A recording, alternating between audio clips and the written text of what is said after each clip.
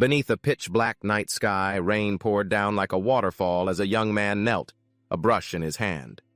He sketched grotesque patterns, muttering under his breath, "Grant me fame. Grant me power and wealth. Only then can I cure my mother's illness, pay off all my debts, and have a better life." Just then the young man's phone vibrated with a flood of notifications about his loans and mounting debts. In a fit of madness, the young man screamed, his eyes burning, "Oh, great being, please have mercy on me, protect and love me. I offer this small soul and body of mine. I willingly become your slave! Let me become your star!" Suddenly, a deafening bolt of lightning tore through the sky, striking the young man's body directly. But as the smoke and dust slowly cleared, all that remained was a broken body, seemingly without a breath of life. Suddenly, the man's eyes flickered open, his head throbbing as if being split by an axe. The young man vaguely remembered being hunched over, working on a project at the company. "Where am I?" he muttered, bewildered. He turned and looked down at a puddle of rainwater, then gasped and screamed, "Is this me? Why is my face changed into this?" Chu Shen stared in stunned horror, realizing that before him stood a colossal, ancient tree, towering into the sky. Chu Shen blurted out in amazement, "Holy hell, where is this?" Amidst his confusion, a strange voice suddenly echoed, "Congratulations, young man. You have successfully summoned me. In return, you may now make 3 wishes. Any wish will do." Chu Shen stared, wide-eyed, at a talking book floating in front of him. There's no such creature on Earth. Could it be that I've really been transmigrated? So this thing is my golden finger? But, as a protagonist's golden finger, isn't 3 wishes a little too stingy? With that thought, he spoke to the book. "Hey, golden finger, my first wish is for 10 more wishes." The book suddenly gave a cold smile. "Ha ha, interesting," it replied, its voice thick with hidden meaning. Suddenly, the book swelled in size, hovering in midair and emitting crackling bolts of lightning. Its voice boomed like thunder. "I thought there was a problem with the pact. Now it seems that's not the case." Witnessing this scene, Chu Shen was filled with terror and hastily took several steps back. Before him was no longer a book, but a strange being. It had the form of a terrifying, ghastly demon, so fearsome it was hair-raising. Its colossal body made everything around it seem tiny. "You," the creature began, its voice probing. "Are you the new soul?" Stunned, Chu Shen staggered and fell to the ground, stammering, "Soul? Pact? What are you talking about? What in the world are you?" The monster's voice replied, full of contempt and sarcasm. "Mortal, you are not worthy to know of my existence. You only need to know that the original owner of this body used his soul and body to pray to me. His soul has already been taken by me, but this body, which rightfully belongs to me, has been occupied by you.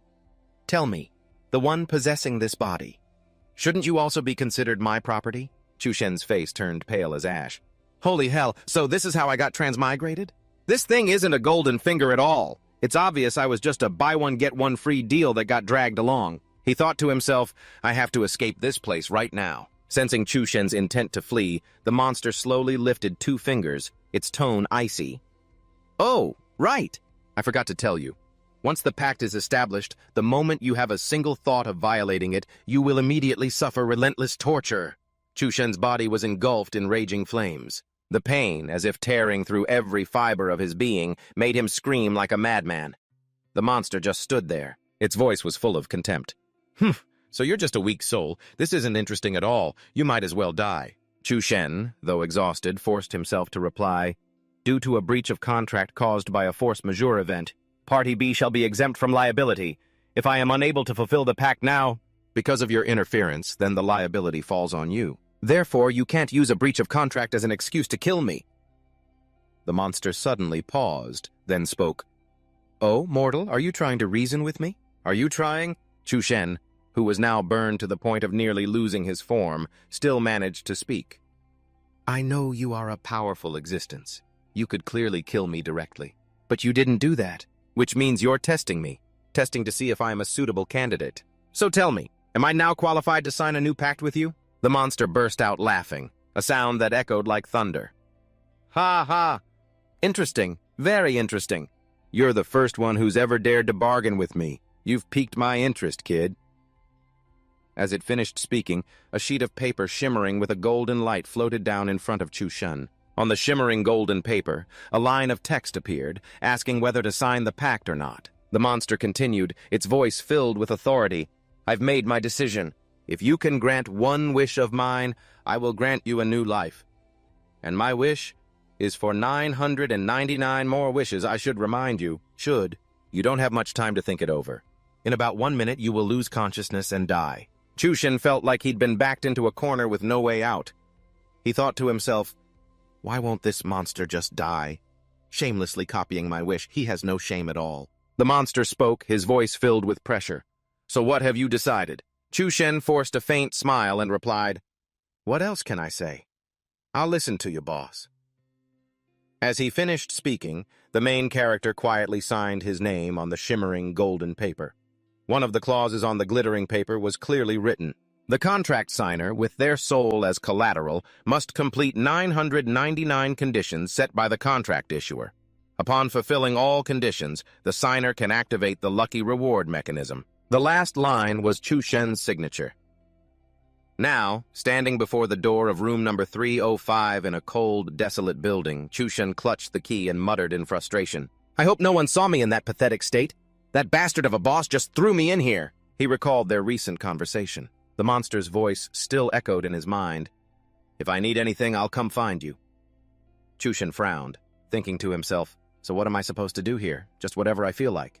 He thought to himself, normally, aren't people who sign contracts like me supposed to be worked to death like cattle? But then he sighed and shook his head wearily. Whatever. What can I do? He's my boss. At this point, there's no use saying anything. I'll just have to take it one step at a time. Chushin pushed the door open and stepped into the room. His eyes swept over the chaotic scene, furniture in disarray, papers scattered everywhere. He spoke, his voice wavering slightly.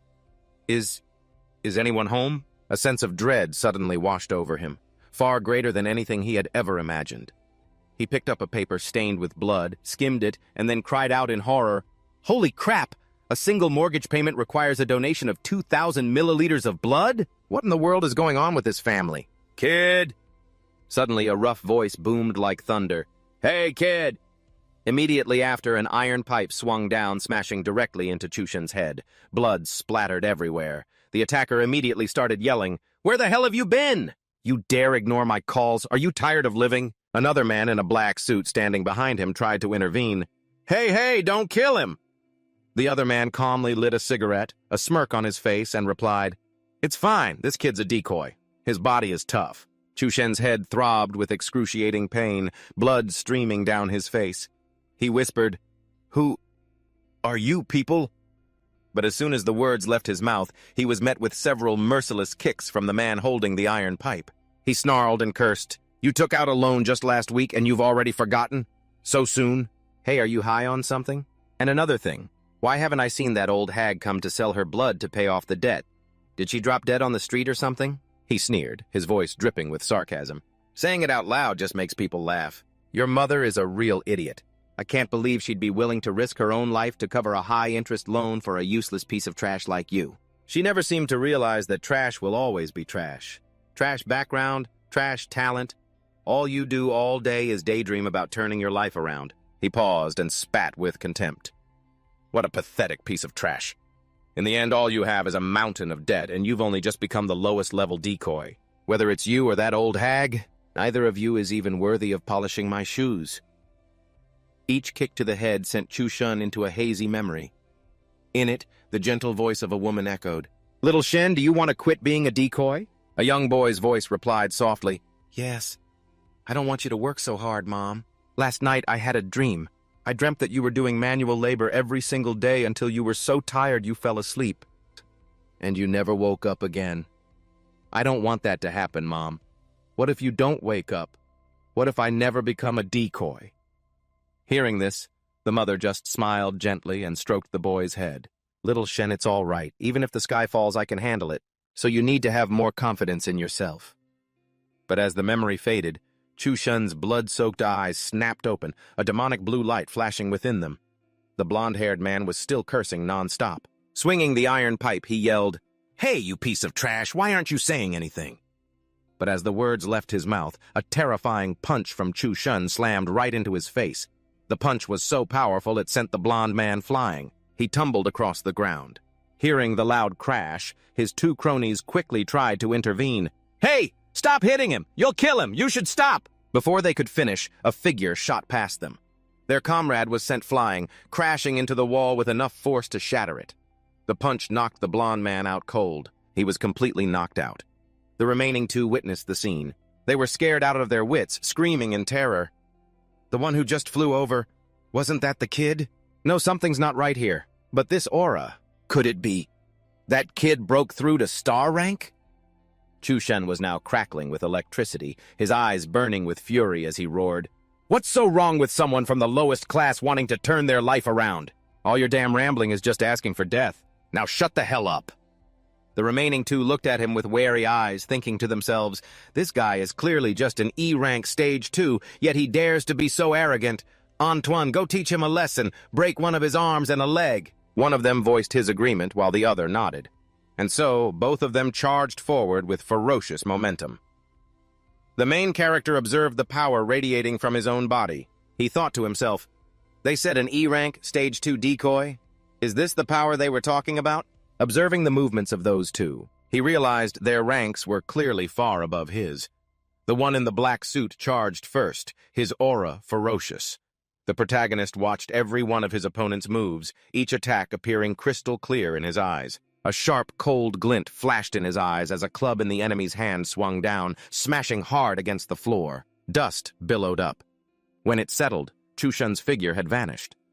The man in the black suit was startled for a moment, a bad feeling creeping up on him, but it was too late. From behind, the protagonist launched a vicious kick, aiming straight for his head. Unable to dodge in time, the man in the black suit took the full force of the blow. Fresh blood sprayed out. Witnessing this, the other man rushed forward to help. He charged, roaring internally with frustration. "Damn it! Isn't this kid supposed to be just an E-rank too? How could he possess such terrifying strength and speed?" He told himself he had reached his opponent's blind spot. All he had to do was strike and he could break Chushen's ribs. But life is never that simple. Chushen spun around and unleashed a lightning-fast kick. It was aimed straight at the enemy's chest. The powerful kick was too much for the man to bear. Blood spewed from his mouth, his eyes filled with shock and disbelief. He thought to himself, "How could this kid, without even looking, still pinpoint my position? How can his power be this monstrous?" Powerless, the man in the black suit collapsed, trembling and begging, "Spare us. We were just following orders. It was Lin Yu. He's the one who sent us to collect the debt." Chushen frowned. He had no idea who Lin Yu was, but he looked coldly at the kneeling man and said in a gruff voice, "I'll pay back the debt in full. Tell him not to bother me again, and take these other guys with you. Get out." The men quickly agreed, helping each other out the door. As silence fell, Chushen's expression grew thoughtful, his eyes sharp. Then he spoke. "You're watching, aren't you, master?" As soon as the words left his mouth, a mysterious book quietly emerged from a tear in space. Its tone was full of surprise. "Oh? You can see my existence? Your intuition is sharp." Chushen frowned, his expression doubtful as he spoke. "A moment ago I felt a very strange surge of power inside my body. I guessed that maybe you were secretly helping me out, master." The book, or rather the master, replied in a smug tone, "That's right. If this great one hadn't temporarily lent you a bit of power, you would have been beaten to a pulp by now. You should be grateful." Chushen's voice rang with excitement. "So that's how it was. Master, you really are my ultimate cheat, aren't you? If you can lend me your power any time from now on—" Hearing this, the book furiously shouted, "In your dreams!" "The power of this great one isn't something a mere mortal like you can handle. What happened just now was a lucky fluke where you didn't go over the limit. Otherwise, you wouldn't have needed them to attack. You would have just exploded on your own." Unwilling to give up, Chushen immediately retorted, "So are there no benefits at all to working for you? Besides, if I can become stronger, it'll be easier to fulfill your wishes, right?" The book looked at the protagonist and said slowly, "Relax. As per our contract, this great one will grant you a useful reward. But as for the specifics, I haven't thought of it yet. But if you want to borrow my power, I advise you not to even dream about it, unless you want to die faster." With that, the book closed its eye and quietly fell silent. Chushen sighed, forced to accept it. But inside, the book's thoughts were racing. This kid, he's truly beyond my expectations. Not only did he borrow more power than I anticipated, but he also controlled it quite stably. Could this kid be my fateful turning point? The protagonist suddenly spoke, his voice full of doubt. So, have you decided on the second wish yet? The book replied evasively. The what? Chushan repeated, annoyed. The second wish. Didn't you tell me to fulfill your wishes? The book chuckled softly. That. I still haven't thought of it. It then continued in a mysterious tone. Don't worry. I've already thought of quite a few. When the time is right, you'll know. Chushan frowned in confusion. Huh? So what exactly do you want me to do? The book replied nonchalantly. Who cares? Do whatever you want. Chushan shook his head, thinking to himself, I know absolutely nothing about this world. There are so many things I need to find out.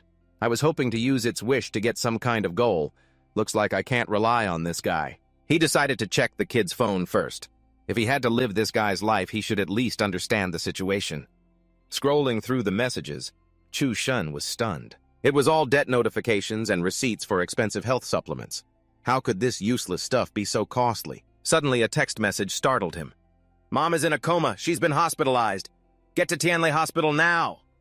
Panicked, Chushan rushed to the hospital and pushed open the door to the room. Inside, a girl was sitting quietly by the bed, intently watching the patient. Chushan's gaze was slightly awkward, unable to hide his bewilderment. He looked at the girl before him. He thought to himself, she must be Chu Yeting, my sister. And the person in the hospital bed is Mom. But all this suffering, is it all because of me? He scratched his head, hesitantly stepping forward. In a low voice, he said, Sis, I'm sorry I'm late.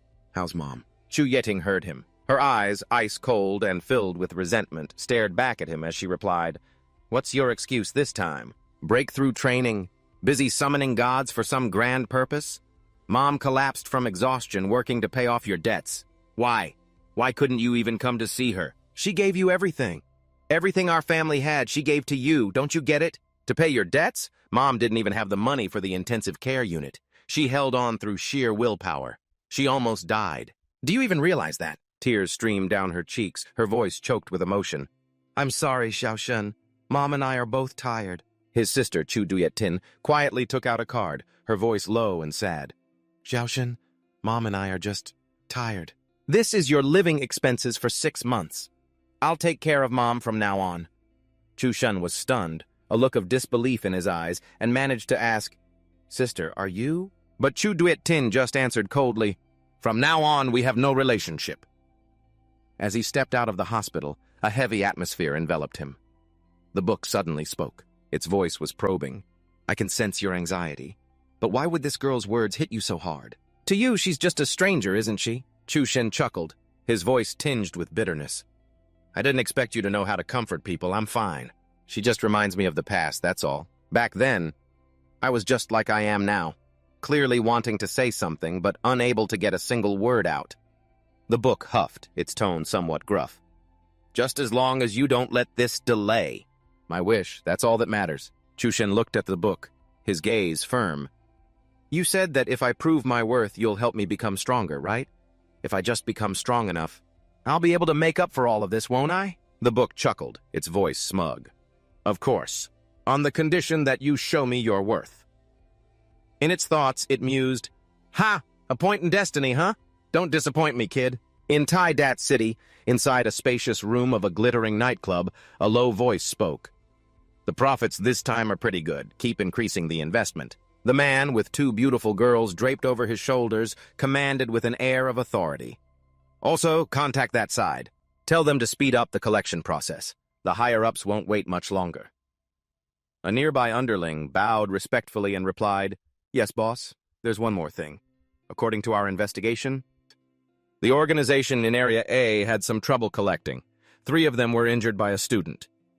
Hearing this, the boss frowned, his anger flaring.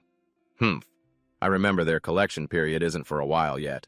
Those bastards must be trying to make some extra cash on the side. It's because of self-righteous trash like them that the number of people coming to me for loans keeps shrinking. Just handle it according to the rules. The underling hesitated, his voice full of uncertainty. Yes, I'll punish them.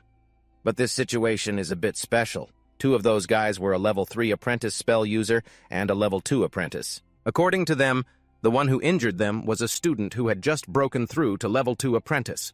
Hearing this, the leader's eyes instantly turned ice cold, his voice deepening. Who? He clenched the paper with Chushen's information, muttering in his head, a kid who's only level 2? How could he defeat a level 3 and a level 2 at the same time? Even the weakest level 3 apprentice should be able to take on 10 level 2 apprentices. The gap in levels can't be overcome by skill alone. Could it be, this kid's true strength is already at level 3? He smirked, a look of amusement on his face. Ha! Trying to hide his real power? Interesting. He then tossed the paper back to his underling and gave a decisive order. Keep an eye on him for me.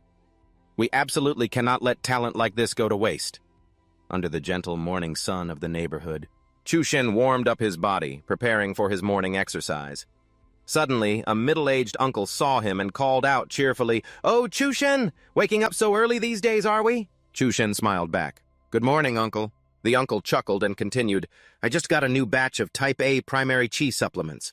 Only 400 a bottle. Want one?" Chushen shook his head cheerfully. "Sorry, I still have some left. I'll come find you after I finish it." Hearing this, the uncle nodded, his voice friendly. "All right, I'll give you a discount then. I just have a feeling this kid is much happier than before." He grinned mischievously, adding, "Got a girlfriend, have you? Youth really is a wonderful thing." But as he trained, Chushen was lost in thought. After leaving the hospital, he had spent a few days getting used to his new body and diligently researching materials. Many of his memories gradually merged, and he had grasped the basic knowledge of this world. Here, people commonly use special chi supplements to increase their strength. Those who use them are called spell users. But the price of becoming a spell user is not cheap. That was also the reason he was carrying a huge debt on his shoulders. Although he wasn't sure what the upper limits of a spell user's power were, he knew for sure that even the lowest level spell user possessed a physique, far beyond that of an ordinary person. He thought to himself, you can get stronger just by drinking potions? No wonder everyone spends whatever it takes to become a spell user. If it were the old me, I wonder how long I would have had to train to achieve this kind of strength. A phone suddenly rang, cutting through Chushen's thoughts. He frowned, thinking, who would be calling this early in the morning? As soon as he answered, a loud shout made him jump. "Chushen, did you forget about school? This is the class president." "Your leave of absence is over. The teachers asked me to remind you to come back to school. I called you last night." "You didn't forget, did you?" Chuthan quickly replied, his voice a bit flustered. I remember, I'm already up." But inwardly, he breathed a sigh of relief, thinking to himself, phew, I almost completely forgot. Back at school in the classroom, the teacher was lecturing, her voice steady yet captivating. "Class, we've just finished discussing the history of users.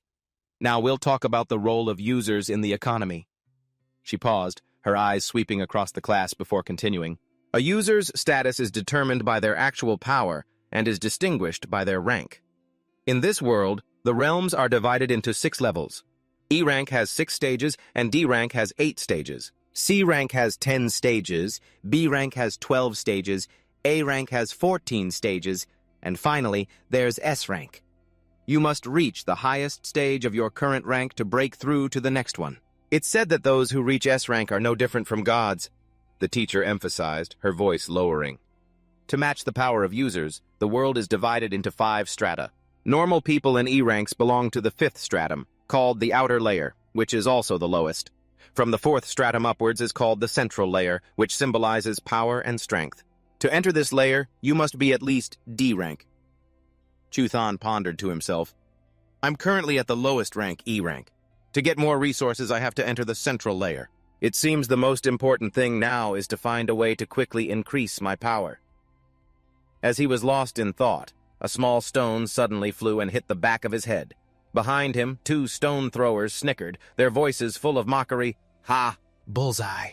The other one chimed in, laughing loudly. "Look, he's glaring at us." "Tisk, tisk, what's he glaring at? Does he think he's hot stuff just because he ranked up with the written exam? Ha ha!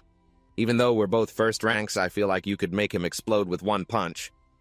Chuthan just sighed softly and shook his head wearily. "You really do run into this type of person everywhere." From the podium, the teacher suddenly spoke up, her voice clear. "Oh, that's right. There's a test in PE class later. After you change, gather on the field." Under the early morning sun at Taipei High School's field, Chuthan was stretching his limbs, thinking to himself, being in the user department is awesome. What could be better than having PE for half the day? Suddenly, a loud shout cut through his thoughts. "Hey! Chuthan!" Around them, a group of students started whispering, "Look over there. It looks like a fight is about to break out." Another person chimed in, his voice full of excitement. "Huh?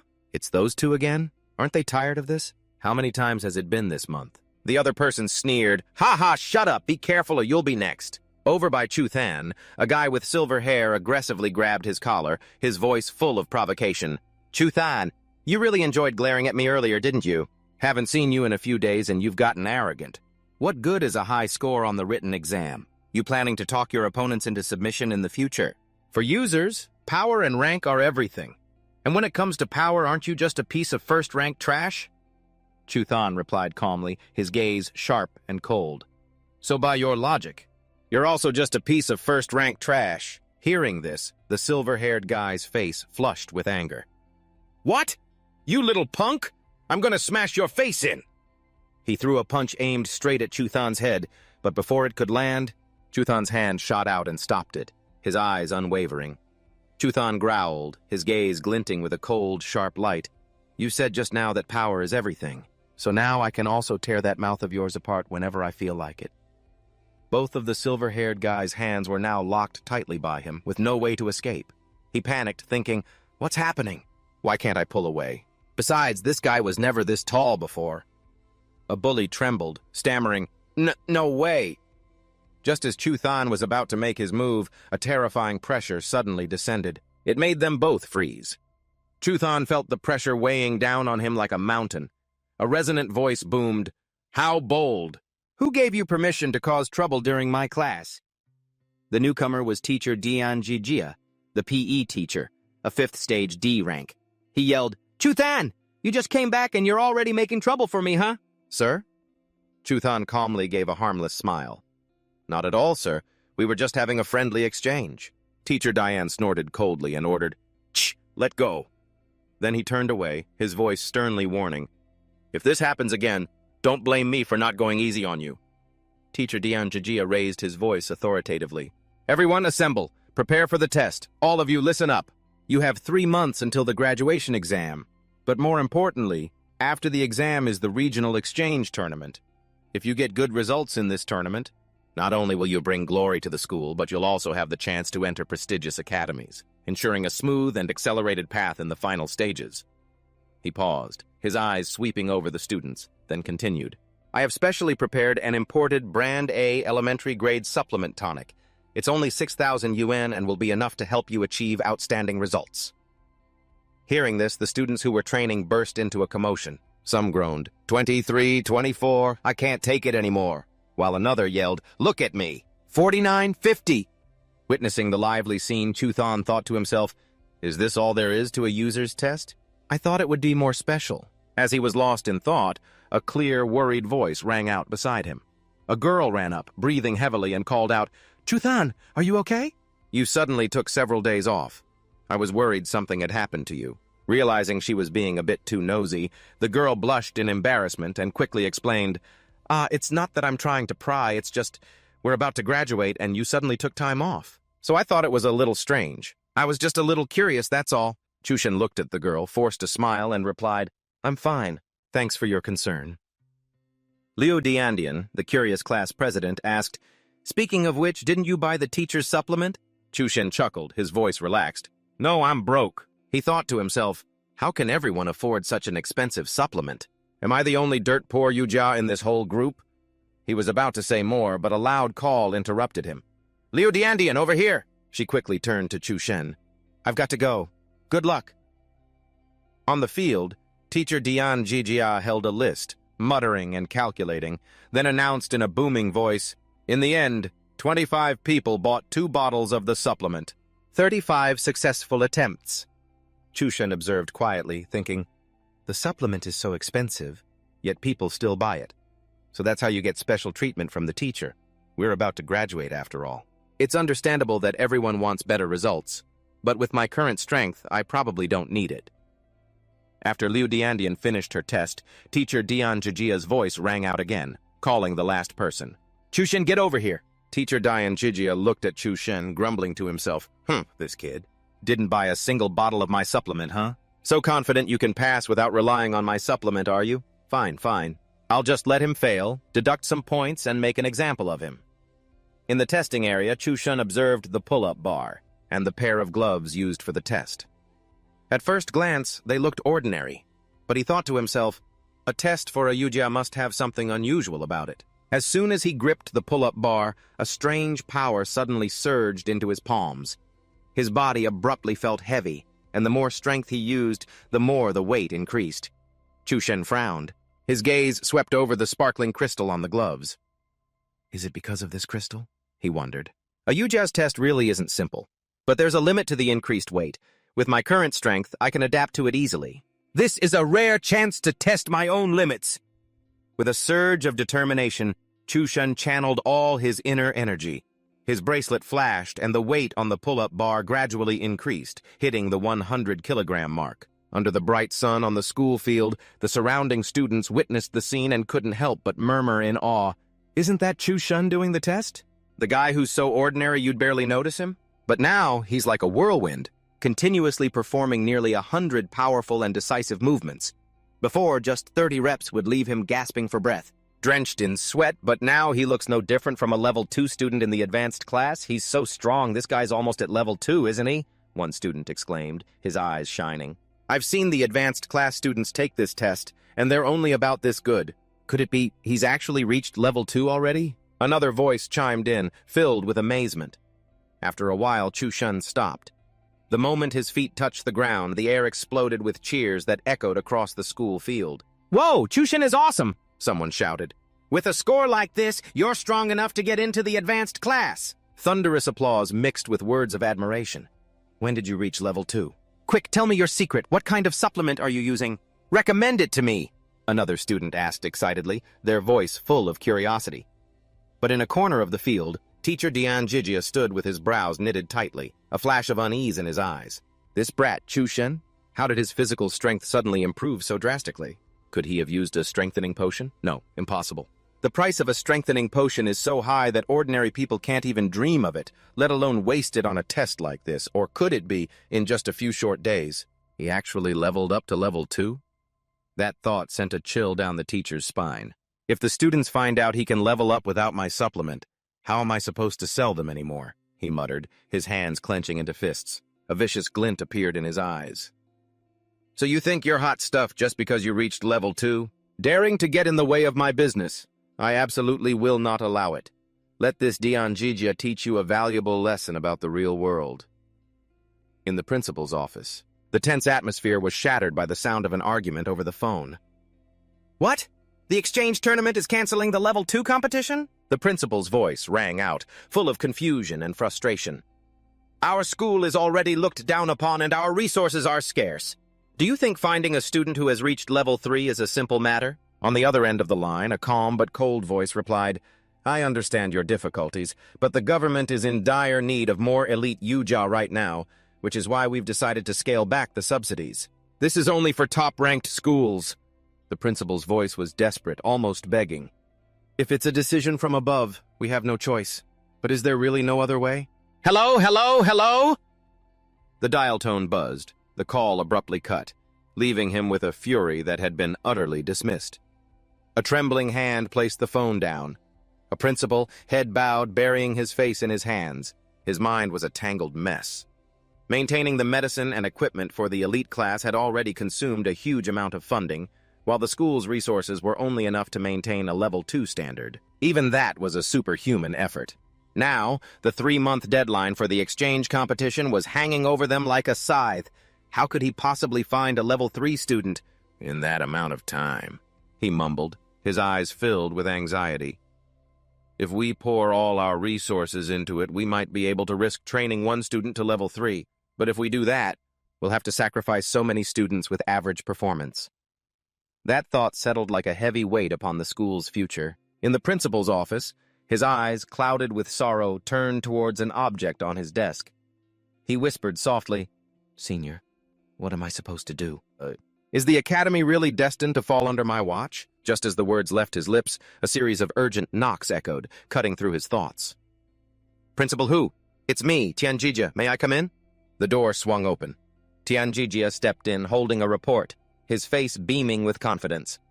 Principal Hu, here are the results from the latest student assessment. Everyone performed very well. I believe this class will produce some excellent agents in the future. Principal Hu took the list, his eyes skimming over the lines, but a wave of dejection washed over him. Very well, he says. Every single one of them is only at level 1.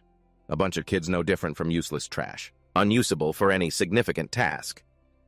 Suddenly, Tianjijia spoke up, his tone somewhat hesitant. However, there is one exception. I don't think he's suited to be an agent. Principal Hu's brow furrowed, his gaze turning sharp as ice. Who?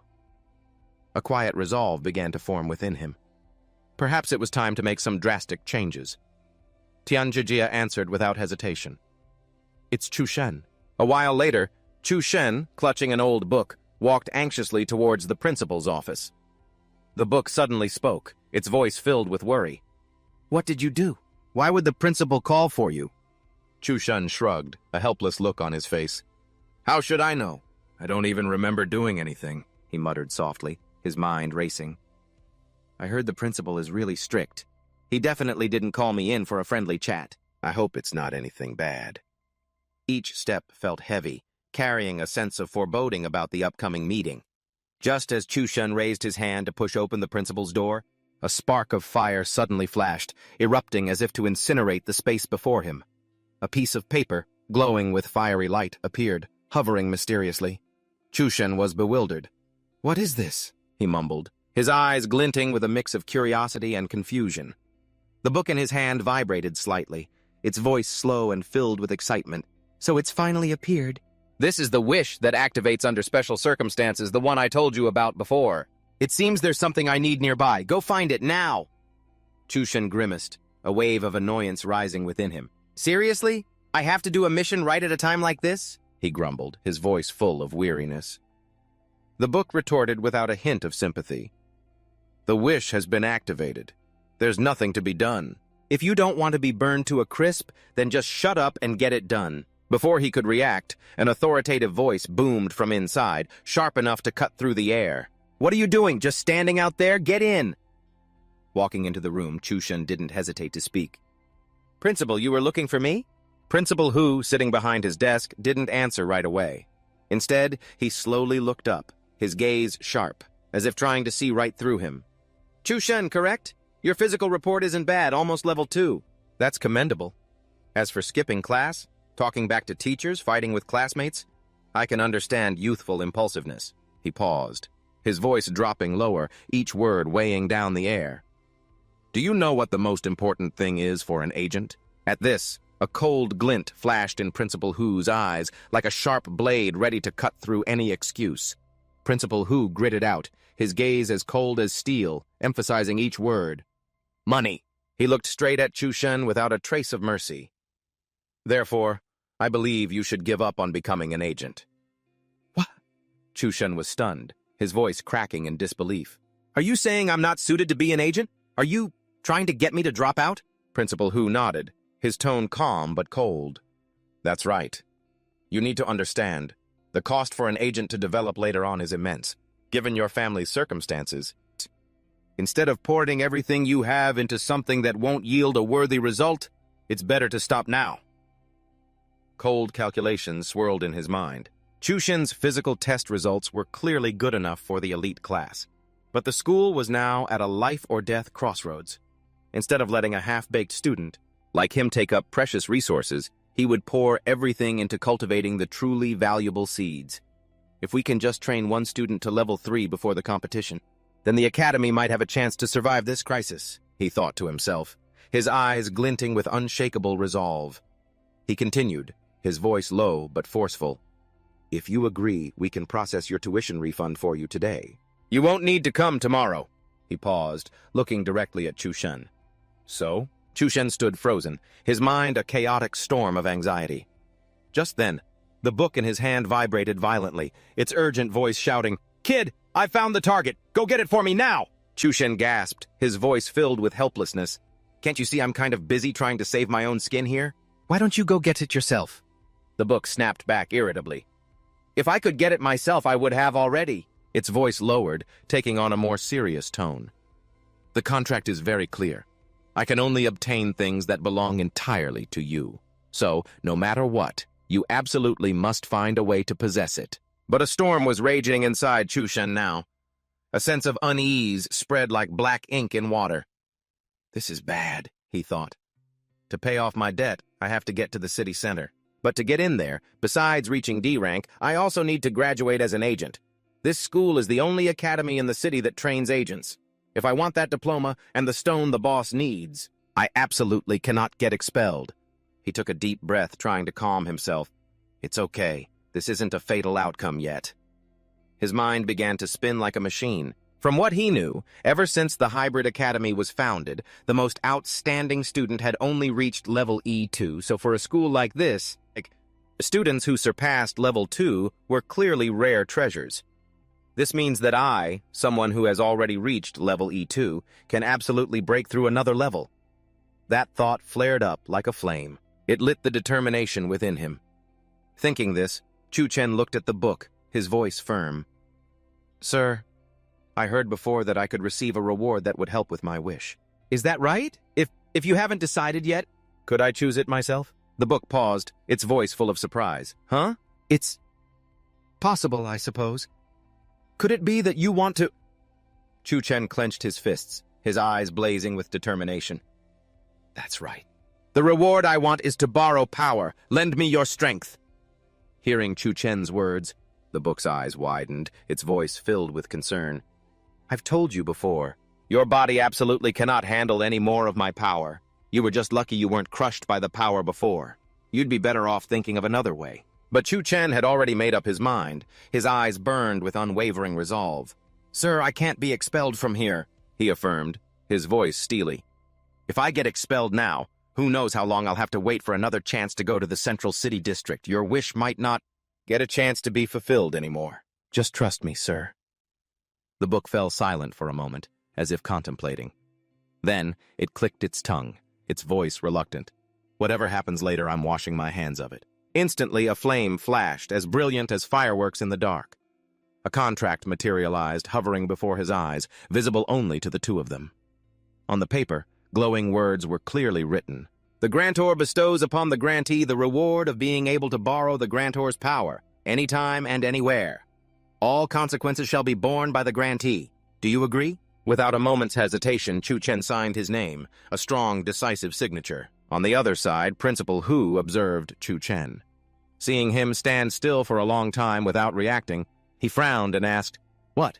Is there something else you need? Chushen looked up, his gaze cold but firm. I hope the principal can test my level one more time before deciding whether to keep me or not. Hearing Chushen's request, Principal Hu frowned slightly, thinking to himself, is he trying to cling to his last chance? He nodded, his voice calm but unable to hide his skepticism. All right, just shake my hand. Level 2, a little higher than the records predicted, but still far from enough. What a pity. Once their two hands touched, Chushen clenched his palm, a burning determination rising within him. There's only one chance. I'm not sure what level I can reach, so I have to try my best to get more power. At that moment, as their fingers intertwined, a terrifying surge of power suddenly erupted. Like a storm, it poured out of his body. Principal Hu was startled, his eyes wide in disbelief at the sensation he had just experienced. Even the book in Chushen's hand trembled. Its voice was filled with astonishment. I can't believe this kid unleashed even more power than what I gave him. After a moment of shock, Principal Hu quickly pulled his hand back. His body instinctively stumbled backward, his face showing clear panic. How is this possible? He mumbled, his voice trembling. His level. Why did it suddenly skyrocket? It must be as high as level 4. Chushen spoke calmly, his voice firm. Principal, how is it? Mr. Hu suddenly burst out laughing, his face as radiant as if he had just found light in the darkness. Well, it seems fate always leaves a way out, he shouted, his voice full of excitement. Student Chushen, you will represent our school in the tournament. Principal Hu placed his hand on Chushen's shoulder, his voice deep and laced with sincerity. We need to produce good results to report to the Ministry of Education, which is why we hope you'll join the Level 4 group for the Inter-District Exchange Tournament. Understand? He paused for a moment, his eyes tinged with a bit of anxiety. That's right. It's the highest honor group among all the schools. Our school has ranked last for many years. If we still don't achieve a good result, the Ministry of Education will cut funding to the school. That's why we wanted to focus our teacher resources on students with more potential. And that's why we misunderstood you. I hope you're not angry. Chu-Chen smiled faintly, his voice calm. It's all right, Principal, I can understand. And Principal Hu let out a sigh of relief, a smile blooming on his face. It's good that you're not holding a grudge. To show our sincerity, I will waive your tuition fees, he continued, his voice generous. If you have any other needs, just say the word. The school will do its best to accommodate them after you transfer to the advanced class. Your weekly allowance of basic energy solution will be increased from 3 bottles to 6. How about that? If you have any other needs, just say so. The school will fully support you. He looked at Chu-Chen, his eyes shining with hope. Chu-Chen, an outstanding student like you would be welcomed at any school, but I sincerely hope you can consider representing our school in the exchange tournament. His voice deepened, carrying a hint of seriousness. No, Flower. When I say that your choice will directly decide the very survival of this school. Hearing these words, Chu-Chen quickly weighed his options, offering so many conditions. It seems this matter is truly important to him, he thought to himself. His gaze swept across the room. Suddenly, he pointed towards an old wooden cabinet. Principal, what if I said I want that black crystal on that cabinet? 6? Principal Hu paused, looking in the direction he pointed. You mean this black star crystal? He walked over, his voice low and tinged with nostalgia. This is a strange star crystal. The former headmaster brought it back from the middle floors, and it was later crafted into a memento. While it has no practical use, it's considered the spiritual inheritance of our school. He paused, his eyes looking weary. But if the school itself is gone, what's the point of an inheritance? If you can really save this school, then giving it to you is completely justified. Chu-Chen nodded, his voice firm. Don't worry, Headmaster. I'll give the exchange tournament my all. Headmaster Hu smiled, patting his shoulder lightly. Then it settled. But then his tone suddenly changed, a curious glint in his eyes. Ah, that's right. Chu-Chen, this might be a bit forward, but I'm very curious. How did your level jump so much? Chu-Chen smiled slightly, replying calmly, Ah, I'm practicing how to conceal my power. You could say it's a special training method of mine. I'm still in the process of practicing, so I hope you can help me keep this level thing a secret. 6. Headmaster Hu nodded, his eyes showing a look of admiration. No wonder. That makes sense then. Concealing at one's level is a skill that deceivers develop to trick opponents in actual combat. I never expected someone so young to have such a profound mindset. He laughed heartily, his voice full of excitement. Don't worry, I won't tell anyone. It brings us old-timers great joy to know we can entrust the future to young people like you. Chu-Chen looked at him, the corner of his mouth twitching slightly as he thought to himself, why does it feel like the headmaster just convinced himself? But a spark of determination ignited in his heart. No matter how difficult the road ahead, it wouldn't make him falter. Suddenly, a girl pushed the door open and walked in, her clear voice ringing out, Headmaster Hu, you were looking for me? Headmaster Hu turned, his eyes bright, and immediately gave an order. Quickly, take Chu-Chen to the advanced class, and for the supplementary potion, do exactly as I instructed. The girl nodded, giving Chu-Chen a friendly smile. All right, Chu-Chen, please follow me. The two left the room and walked down the long corridor. As they walked, the girl started a conversation, her voice gentle. The entire second floor is for the advanced classes. Just follow me to get registered and you'll be all set. Chu-Chen nodded slightly, replying politely, Yes, thank you for your trouble. Then he asked curiously, By the way, what's your relationship with the headmaster? I've never seen him so happy before. The girl giggled, her eyes sparkling mischievously. Ha ha! I guess you could say we just get along well when we talk. As they were talking, a figure rushed towards them from the end of the hall like a gust of wind. Tianjijia appeared, his face grim, his voice full of regret. Chu-Chen, I tried my best to plead with the headmaster for you. Unfortunately, I still couldn't convince him in the end. Although your performance in our class was only average, no matter how poor, a student still has the right to an education. I hope that even after you drop out, you can continue to work hard. He paused, his voice heavy with sadness. Don't bow to reality. The girl beside him frowned, cutting him off immediately. Drop out? What are you talking about? Chusheng is transferring to the advanced class tomorrow. I was just about to take him to register. She glanced at Tianjija, her voice sharp. And you? Mr. Tianjija, the headmaster said he needed to see you about something. He seemed very angry. Hearing this, Tianjija was stunned, his face turning pale as if doused with cold water. A sense of foreboding rose within him. I'm screwed, he thought to himself, his heart sinking to the pit of his stomach. Back in his room, Chushen collapsed onto his bed, completely exhausted, sighing non-stop. 3 months to get from level 2 to level 4. How is that even possible? He muttered, his voice full of helplessness. Even a genius from a rich family would need so much time and money to go up 1 level, a poor guy like me. And how can I jump 2 levels in 3 months? He turned to the book, his eyes pleading. Boss, is there any way for me to level up all at once? The book vibrated slightly, its tone tinged with disdain, as if something like that exists. If you want my help, you'll have to wait until you've fulfilled my wish. If you want to blame someone, blame yourself for choosing this reward. I guess I have no choice. Chushen sighed, scratching his head in frustration. At the time, it was the only thing I could think of. The book retorted, its tone a bit testy. Don't say I didn't warn you. You can't use my power for long. You'll be completely exposed. He smirked, replying with a carefree attitude. I know. I'm not stupid enough to actually rely on borrowed power for the tournament. Anyway, I didn't get expelled, and I even get free solutions. At least it's better than where I started. He lay on his back, staring at the ceiling. His voice deepened. Leveling up can wait. What's important right now is this. Paying back the debt in 5 days. Thinking of this, a determined glint appeared in Chushen's eyes. He sat up abruptly, clenching his right fist. First, I need to figure out how to make some money.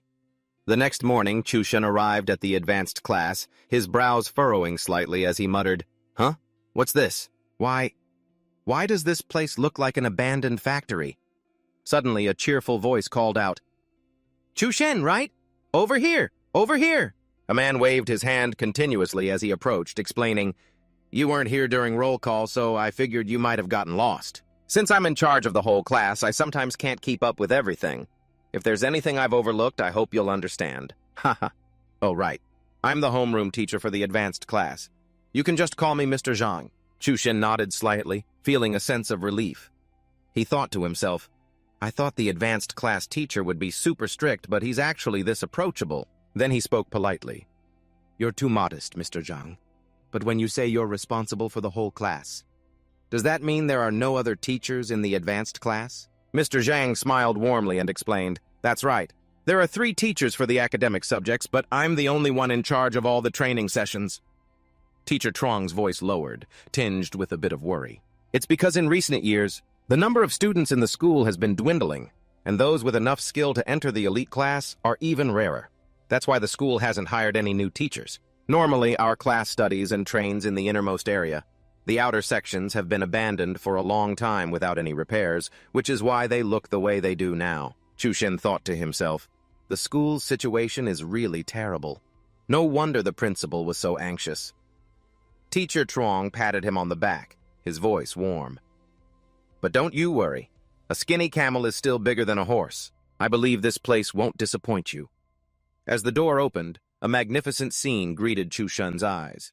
Teacher Truong announced, Welcome, Chushen, to the elite class. Then the teacher added, Right now, the class is in a free training session.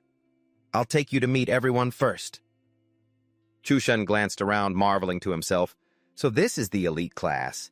The environment here is completely different, just like a high-end gym compared to the rundown training ground below. Glancing at the students, he thought, everyone looks so energetic. But there's something strange about the atmosphere. Teacher Truong lightly tapped Chushen on the shoulder and called out in a clear voice, All right, everyone, gather around. I'd like to introduce a new student. He gestured towards Chushen. This is Chushen. Although he's joining us a bit late, the elite class has always been judged on skill alone. The fact that Chushen is here is undoubtedly due to his own outstanding strengths. I hope that from now on, you'll all get along and work hard together to achieve great results in the upcoming tournament. Chushen stepped forward, bowed his head slightly, and said, I look forward to working with you all. From the crowd, a red-haired young man stepped forward aggressively, his voice dripping with sarcasm. Strengths, you say? I'm not so sure about that. He smirked provocatively. If you got in by pulling strings, you should just obediently admit it. Why pretend to talk about strengths?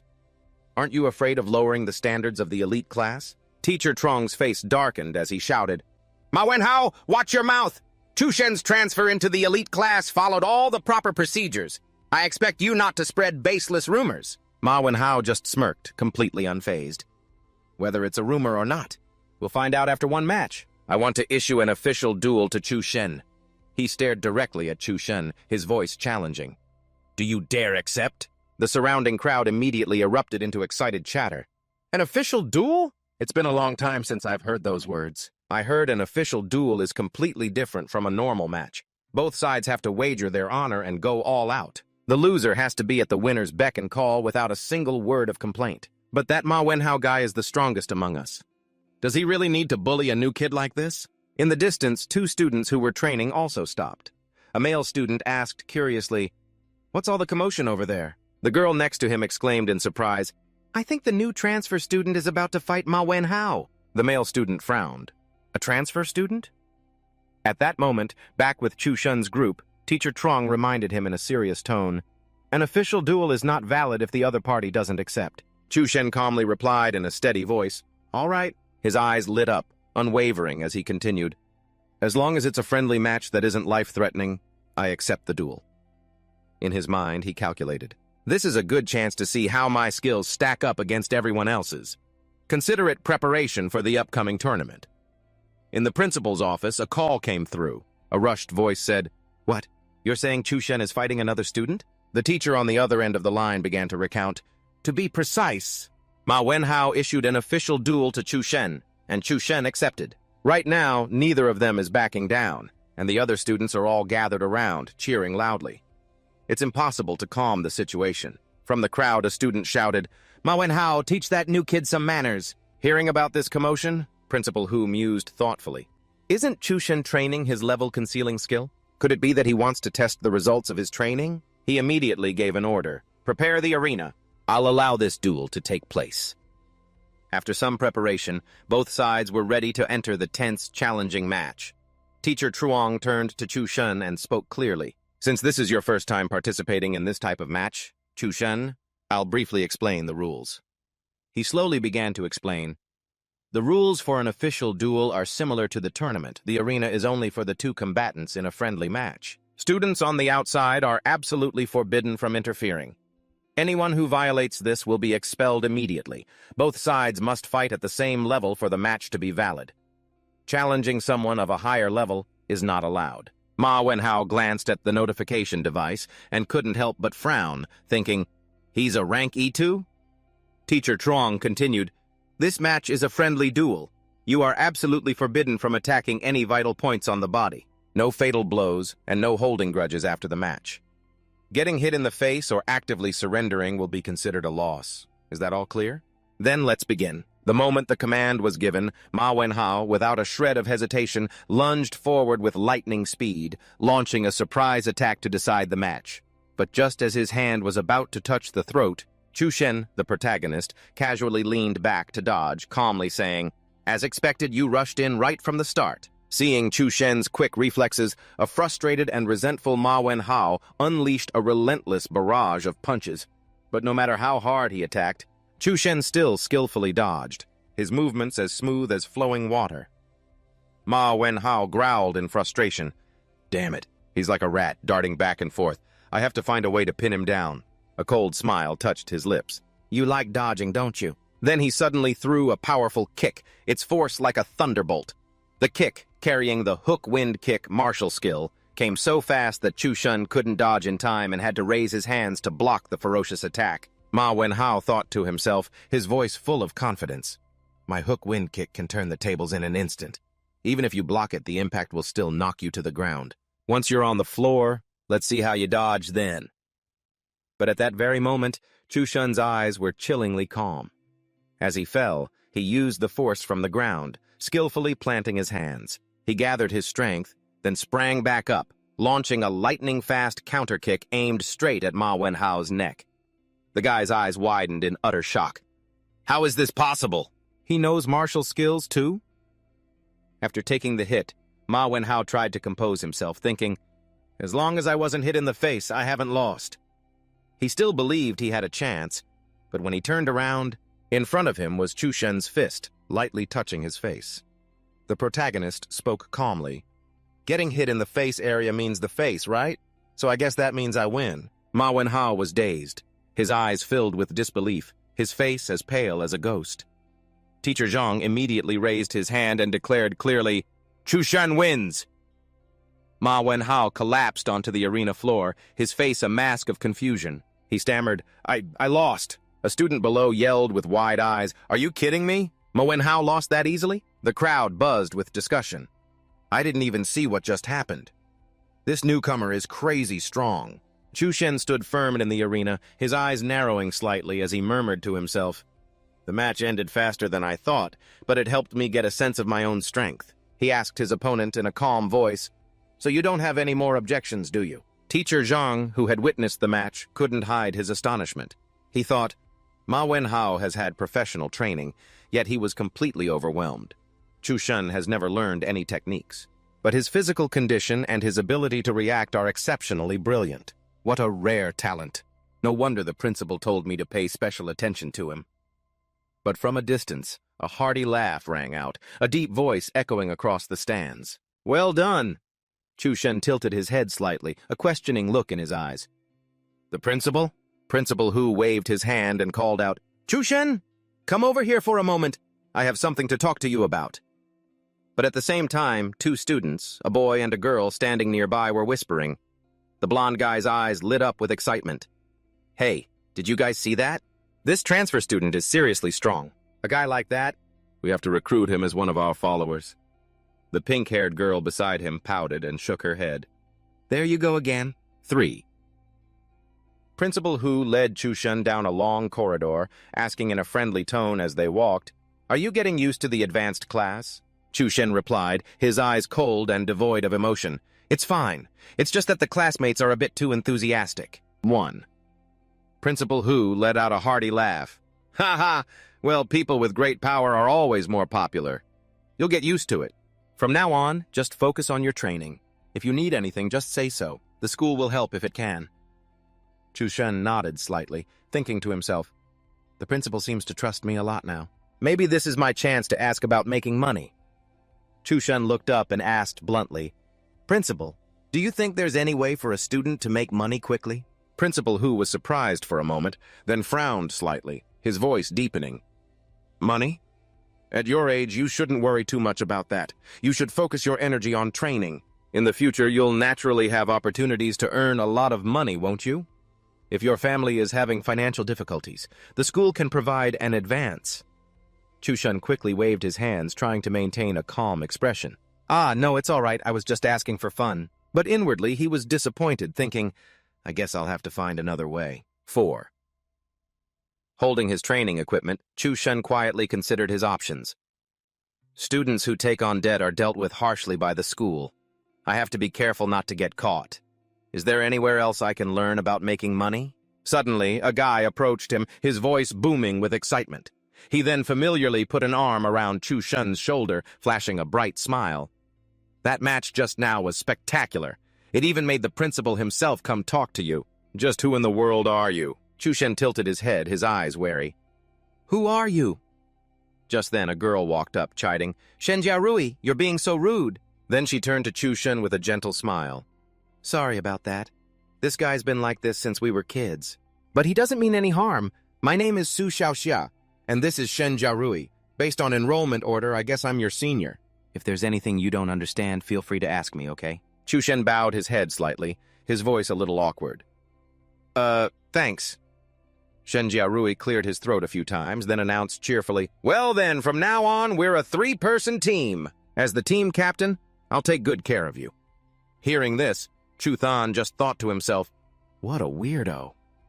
Shen Jiaxue glanced over and curiously continued to ask Chuthan, "You transferred up from a lower class, right? Where did you learn that combat skill you just used?" The young man answered blankly, "What's a combat skill?" Shen Jiaxue's eyes widened in surprise. "Wait, you don't know what a combat skill is? Then what was that move you used to take down Ma Wenhao?" Chuthan replied nonchalantly, "It was just an instinctive move." Shen Jiaxue burst out laughing with delight. "Oh my God! That move was way too savage. Ma Wenhao would probably die of anger if he found out. Ever since that guy learned a combat skill, he's been going around showing off. Su Xiaoxia smiled and chimed in to explain, "Let me clarify a bit. Combat skills are powerful techniques that a user can master through scrolls or memory stones. Depending on the level of proficiency, the power and effectiveness of the technique will vary. There are many types of combat skills, and strong individuals even know how to combine them to fit their own fighting style. The move that Ma Wenhao used to knock you down in the match was the D-rank combat skill, hooking defense kick." Chuthan nodded and mumbled, "No wonder I couldn't block that kick.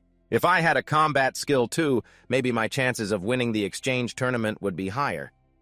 He looked up and asked, "Are combat skills really that rare?" Shen Jiaxue answered immediately, "Pretty much. Combat skills are ranked by level. The stronger they are, the rarer they are. The school teaches the simple ones, but if you want a powerful one, you usually have to buy it or have it passed down from some master." He added excitedly, "Right now, the market price for a normal D-rank combat skill is about 500,000 N. Hearing such a large sum, Chuthan fell silent, thinking to himself, "That's enough to cover my loan payments for several months." But Shen Jiaxue was still fired up, his voice full of excitement. "By the way, I have a combat skill too. Let's spar sometime, then I'll show you." Su Xiaoxia chimed in with a bright smile. "I have one too." Witnessing this, Chuthan sighed inwardly. Something worth 500,000 N and they'd just have one like it's nothing? I heard the tuition for the advanced class is sky high. They must all be rich kids. Wait, if they're well off, maybe I can ask them about making money. So, Chuthan spoke up, his voice cautious. "If I want to buy a combat skill but I'm short on cash, is there any way to make a lot of money quickly in a short amount of time?" No holds barred. Hearing this, Shen Jiaxue narrowed his eyes and asked, "Anything goes?" Are you planning to rob a bank?" Chuthan quickly replied, his voice trailing off. "Anything except robbing a bank." Shen Jiaxue smirked and lowered his voice to a whisper. "No holds barred, and you need a lot of money fast." "Then the only place left is the Blackwater district in the Land of Miracles, right?" Su Xiaoxia immediately yelled at Shen Jiaxue, "Don't lead him astray. If the teachers hear you say that, they'll definitely drag you away for a good lecture." Chuthan repeated curiously, "The Blackwater district?" Shen Jiaxue waved his hand and laughed it off. "I was just kidding. Even though they say anything can happen there, the school forbids students from going near it. Once you're discovered, you get expelled immediately. No negotiations. Just pretend you never heard it. How much more money do you need for that combat skill?"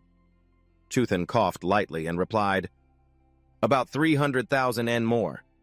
Hearing that, both of them exclaimed in shock, 300,000, that's so much!" Su Xiaoxia sighed helplessly, "I'm out of money too." Then the two of them quietly left. Chuthan stood alone, deep in thought. "The Blackwater district, huh? I'll risk it. I'll go check it out after school." At the Blackwater district, Chuthan stopped, his eyes glued to the map on his phone. "So, the Blackwater district is right here, not far from my house. It's just a few minutes by bus. I've already changed out of my uniform, so I probably won't be easily recognized, right?" Then he looked up and asked into the empty air, "Boss, what do you think it'll be like inside?" 01 replied. Chuthan was slightly surprised and mumbled, "So this guy isn't here, huh?"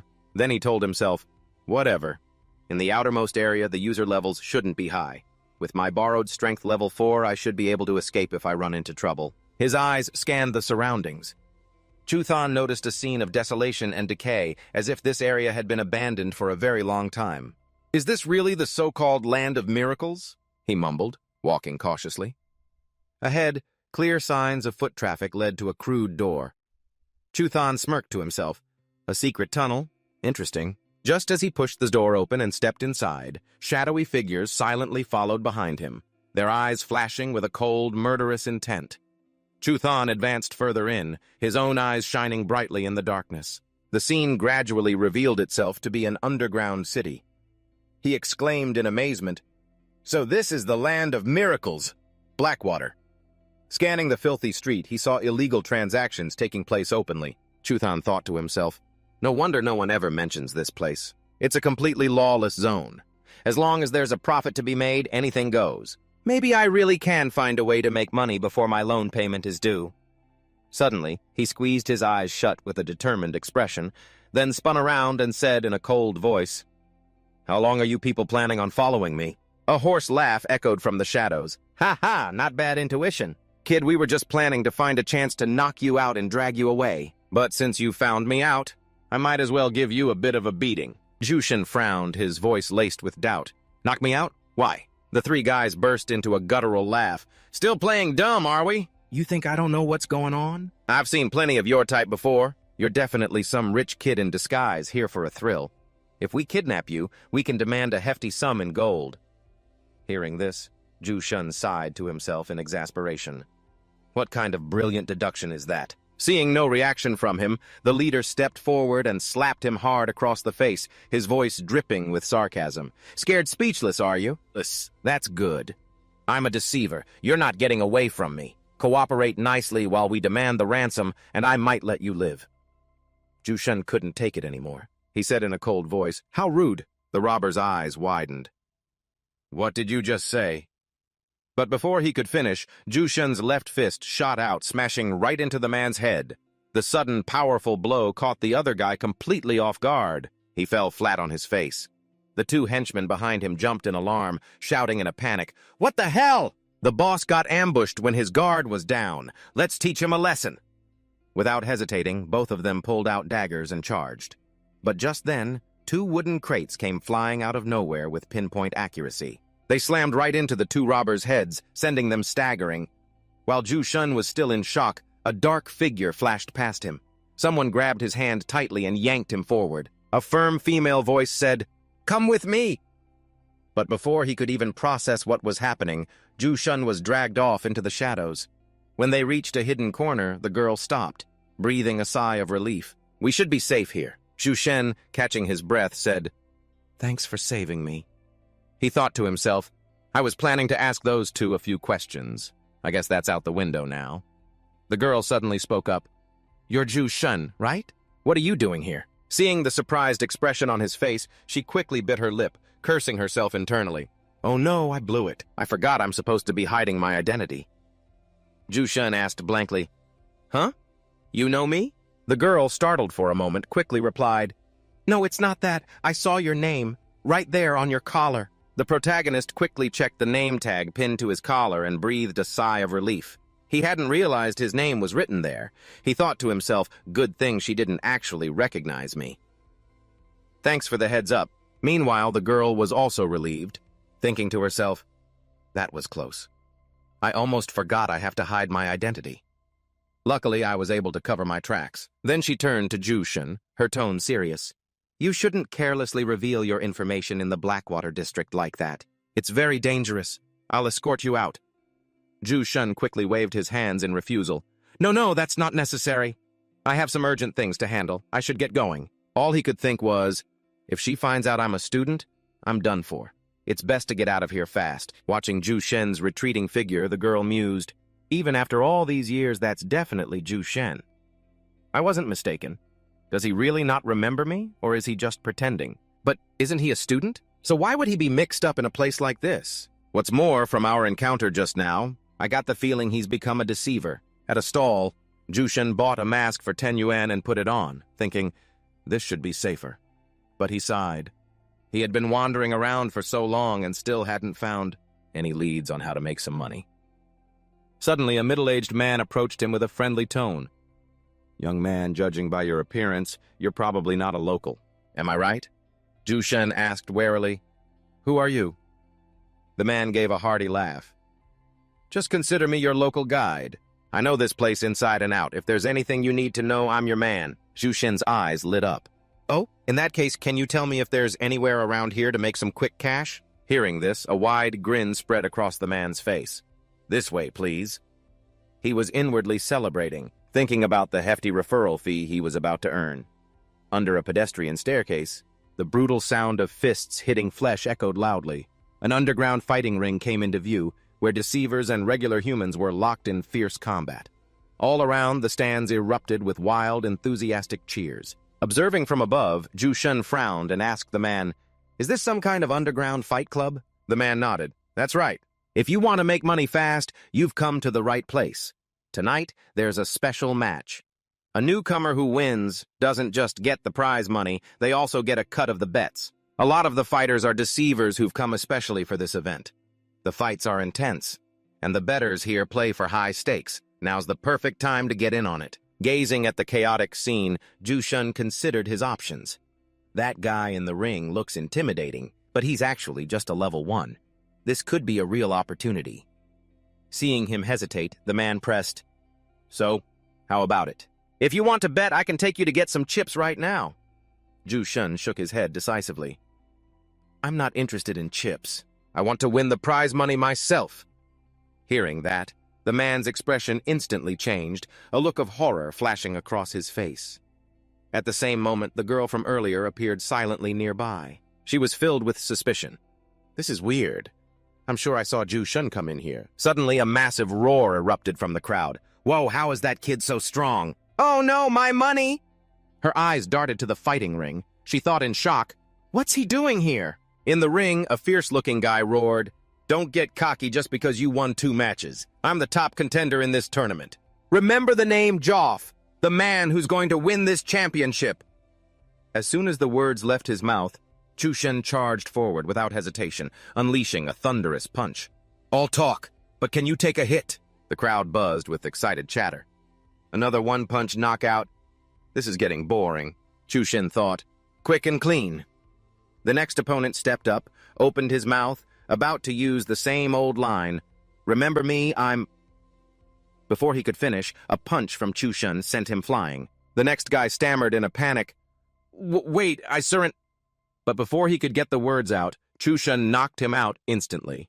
Meanwhile, in the control room, a manager watched the screen. Gritting his teeth in anger, he muttered, "I only let that scrawny kid join because he looked weak. How did it turn out like this?" An underling rushed in, panicked. "Boss, all the fighters we were about to sign have run off. The audience also suspects we're fixing the matches and they're demanding refunds." The manager growled, "If this keeps up, the arena will go bankrupt." He ordered, "One more match. Release that thing to fight him." Back in the ring, Ju-shun had just knocked down another opponent. But the announcer didn't declare the result. Instead, he boomed, "This fighter is truly unstoppable. But I bet you all haven't had your fill of the action yet, have you? So we've decided to give you all what you want and hold one more truly thrilling match." Ju-shun frowned, puzzled. "According to our agreement, the prize money should be mine now, shouldn't it?" The announcer ignored him, continuing to hype up the crowd. Ju-shun thought grimly, "It seems these guys never intended to hand over the prize money easily." Suddenly, an iron cage was wheeled onto the stage. The announcer's voice boomed with excitement. "Let's give a huge welcome to our mystery fighter, the trump card of this match." Ju-shun's eyes widened. As the smoke and dust cleared, a massive, monster-like silhouette was revealed, its entire body bound tightly in chains. The announcer screamed, "This is the neuron-type humanoid weapon." When the smoke completely dissipated, a terrifying, grotesque monster appeared. As its chains were released, it collapsed onto the floor. Ju-shun was stunned. "What is this?" Suddenly, from the back of the monster's neck, a strange white smoke sprayed out. A strange object shot out along with it. Then the creature slowly got to its feet, revealing a mouthful of sharp teeth and letting out a deafening roar. The audience trembled and murmured nervously, "This thing is so creepy." Another guy puffed out his chest, pretending to be brave. "What's there to be afraid of? I'm here to protect you, babe. I could kill this thing with one punch." But inwardly, he was cursing, "Holy crap! Thank God we're sitting in the back. Any closer and I would have pissed my pants." But from a distance, the girl watched, her brow furrowed. She thought, why would one of these things appear here? At Ju-shun's level, there's no way he can handle this. She had the power to save him, but doing so would expose her identity and ruin her plans. She bit her lip, her eyes filled with hesitation. Back in the ring, Ju-shun was furious. Damn these cheating bastards! Of all the times for the boss to be gone, this thing is completely different from the others. It's definitely not human. The monster's blazing red eyes locked onto him like a hunter, and staring at its prey. Its terrifying aura sent shivers down his spine. Ju-shun's intuition screamed that this was an extremely dangerous creature.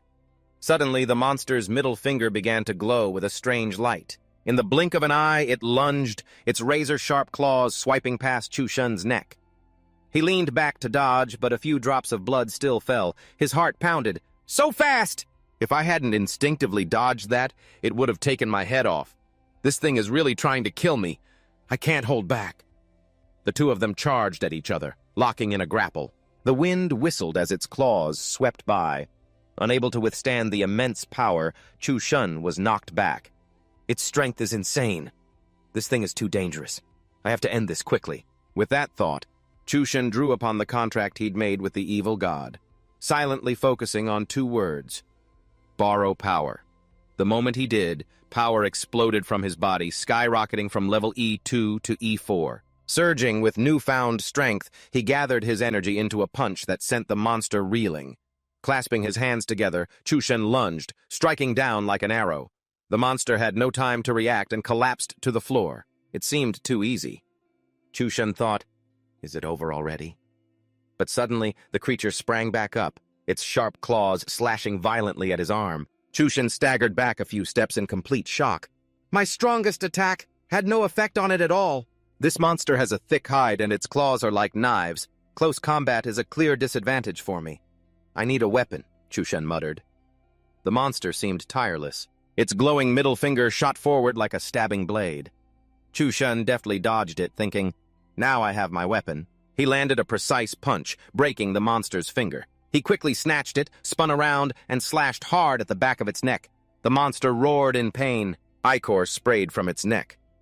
Chu Shun smirked. Too shallow, but at least I managed to wound it.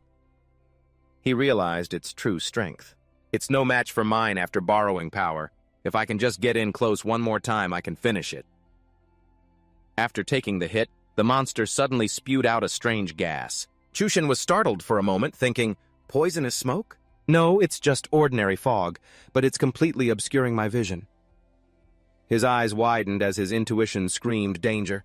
He swung the sharp finger he'd acquired, blocking a surprise attack. But despite his quick reflexes, he still couldn't see where his opponent was hiding.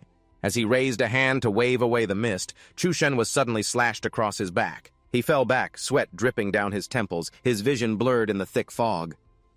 This thing is using the fog to wear me down.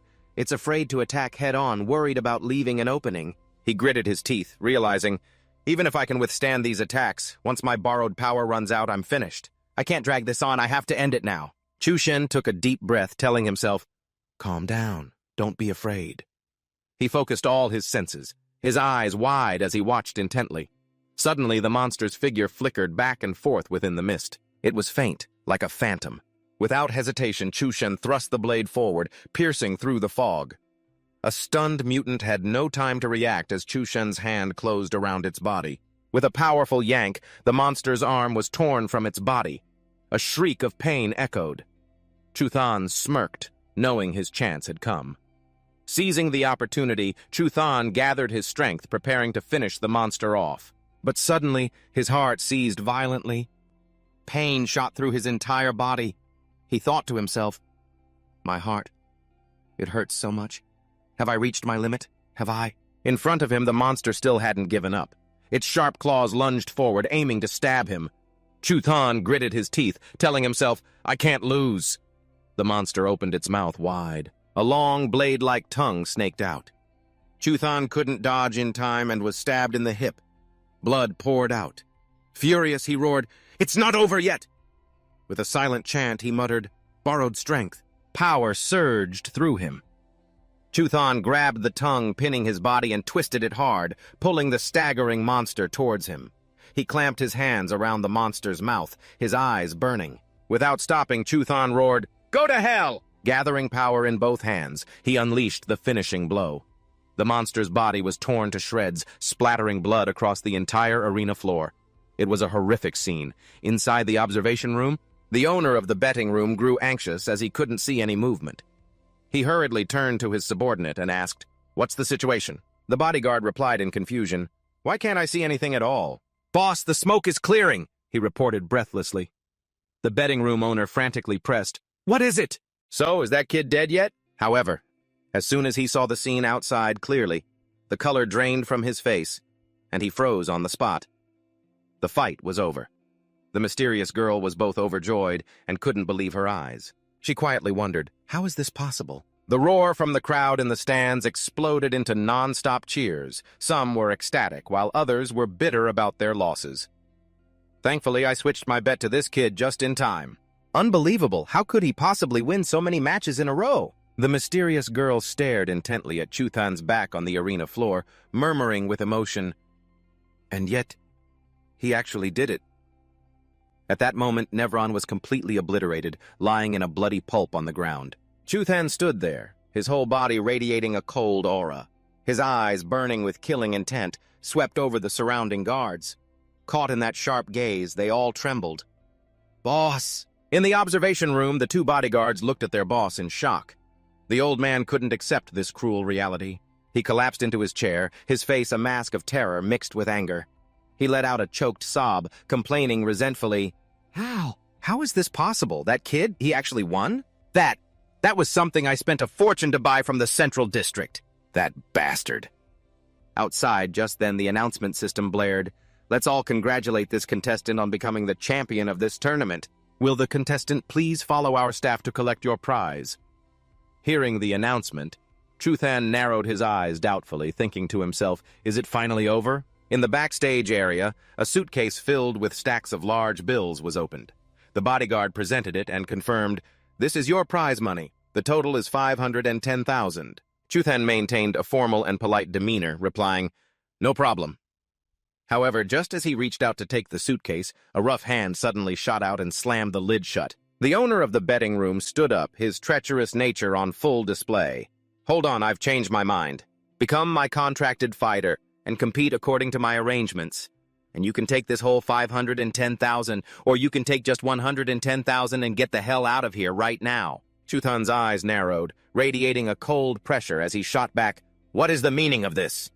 The betting room owner, completely shameless, twisted the truth. "All of my contracted fighters have run off. You also killed my key fighter. That was something I spent a great deal of money to acquire. You have breached the contract and must compensate me for my losses." Hearing those absurd words, Chuthan questioned him coldly. "You didn't say anything about an extra match before. If I'm not mistaken, this is what you told me before I stepped into the arena. Entering the ring without giving your name is the same as signing a death certificate. In the arena, whether you kill your opponent or are killed by them, no one is held accountable. Whether you kill your opponent or not, it is entirely up to the contestant's wishes. Isn't that right?" His sharp reasoning left the old man speechless. He could only roar in frustration. Chuthan was now seething with killing intent. His voice carried a clear threat. "Therefore, the 510,000, not a single penny less." Unable to win with reason, the betting room owner flew into a rage, pulling out a gun and pointing it straight at his face. He screamed, "Who the hell do you think you are? What kind of trash are you to be making demands of me? You think you can just walk out of here alive?" Without a hint of fear, Chuthan reached out and grabbed the old man's gun hand. With a squeeze, he crushed the pistol to pieces right before the old man's eyes, challenging him. "I want to leave." "You think you can stop me?" The old man's hand was crushed and deformed. He screamed in agony, frantically ordering his henchmen, "Kill him! Kill him!" All the bodyguards drew their guns and aimed them at him. Chuthan let out a cold, indifferent sigh. Immediately after, the sound of sharp gunshots mixed with horrific screams. The sounds echoed all the way outside. The people lingering in the stands panicked. "Gunshots!" The mysterious girl remained standing there, her heart filled with worry. "It's coming from Chuthan's location." Suddenly, from a high floor, a bodyguard was sent flying down to the ground. The crowd quickly gathered around, whispering and murmuring, "What's going on here? Are they filming a movie? That's insane, falling from so high." The mysterious girl narrowed her eyes in suspicion. Could it be? Upstairs, Chuthan threw a punch with the force of 1,000 pounds straight into a bodyguard's face, then grabbed the suitcase of money and bolted. Another one fired at him in pursuit, but was immediately met with a lightning-fast counter. He knocked the man down, sending him through a curtain, then climbed onto the railing without a second glance. As he prepared to jump, the betting room owner stood above, screaming frantically, "He's on the lower level! Get after him! Send men to block the alley and all the exits!" Chuthan ran, gasping for breath. The exhaustion was overwhelming. "My heart hurts so much. I've pushed myself too hard." To make matters worse, the wounds on his body were becoming more severe. If he kept this up, his body would give out. Suddenly, a hand reached out and yanked his shirt, pulling him inside. In the small, dark alley, the mysterious girl quickly covered his mouth. Outside, the frantic footsteps and shouts of the guards echoed nearby. Hello? He's not over here. Check this way. He definitely went out the back. You guys search over here. They waited until the noise outside fell completely silent, sure that their pursuers had left. The girl finally let go and said softly, "It's safe now." Chuthang, still bewildered, started to ask, "What just—" But before he could finish, she quickly stopped him. "Save your strength. I know a secret passage that can help you get away safely. Just go straight through here and you'll be outside. Hurry and leave before they completely surround the area." Following the girl's instructions, Chuthan started to walk away. Before disappearing from sight, he glanced back, about to say something, but she interrupted him. "Go, hurry." Finally, he took off his mask, revealing his face, and replied curtly, "Thank you." The mysterious girl silently watched his back fade into the distance. Only then did she activate her earpiece to make contact. "Hello, it's me?" A voice immediately came through the other end. "Lin En? Why are you in the Blackwater district?" She didn't answer directly, instead being evasive. "Sister Shi, let's not get into that right now. I have something I need to tell Grandpa. I've discovered a few strange things here." A loud crashing sound came from the window. Chuthan tumbled into the empty room from outside, his suitcase thrown to the side. He collapsed, clutching his chest in agony. "My heart hurts so much. I can't take it anymore," Chuthan stammered out, his face drained of all color. "Damn it!" His breathing faded, then stopped altogether. His consciousness gave way as he collapsed to the floor. Mom. In his delirium, fragments of memory surfaced. A woman sat on a bed, smiling gently. "Mom, you once told me your illness might get better in 2 or 3 years. I'm sorry, sweetheart. I lied to you. The truth is, it's not that I'll be better in 2 or 3 years. It's that I only have 2 or 3 years left to live at most." I really want to see you again. To see you get married, have children, to watch you slowly grow old, and to caress your face. I'm sorry. I don't have the strength to walk with you anymore. I love you so, so much." Chuthan snapped awake, his eyes wet with tears. He was panting heavily, drenched in sweat. He instinctively looked around the room, then slowly sat up, wondering to himself, "Is this Chuthan's house? I'm still alive. That dream must be what woke me up. A lot of time has clearly passed." Suddenly, a voice rang out, startling him. "So, you're awake?" It only took a few seconds for him to compose himself and recognize the familiar person. "Boss, where have you been these past few days?" The Golden Hand frowned and began to question him.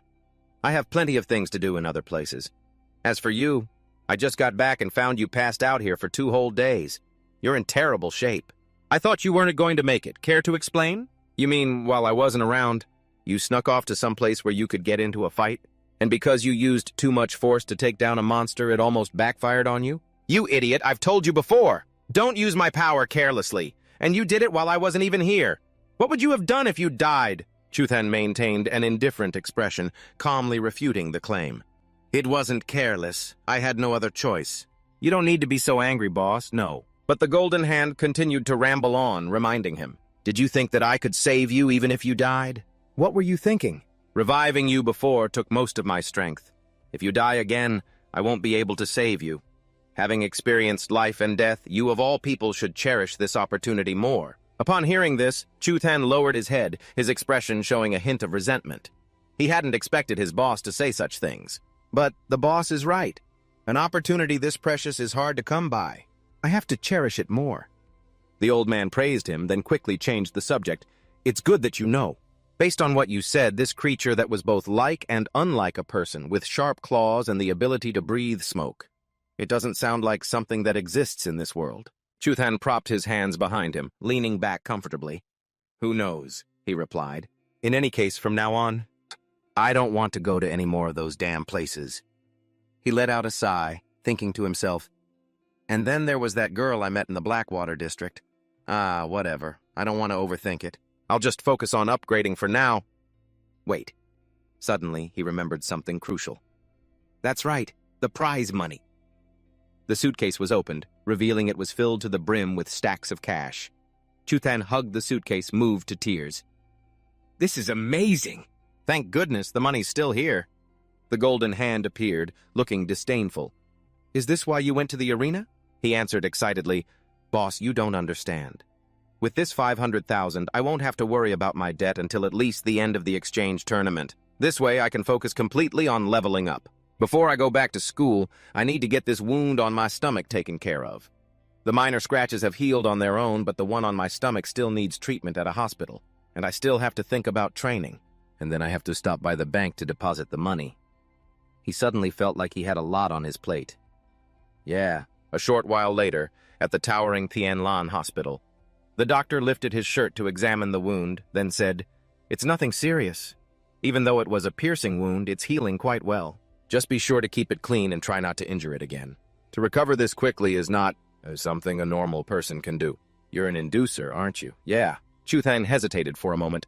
"Ah, yes, that's right." The doctor smiled and pointed to an advertisement. "Inducers get injured easily, don't they? As it happens, the hospital is running a promotion right now.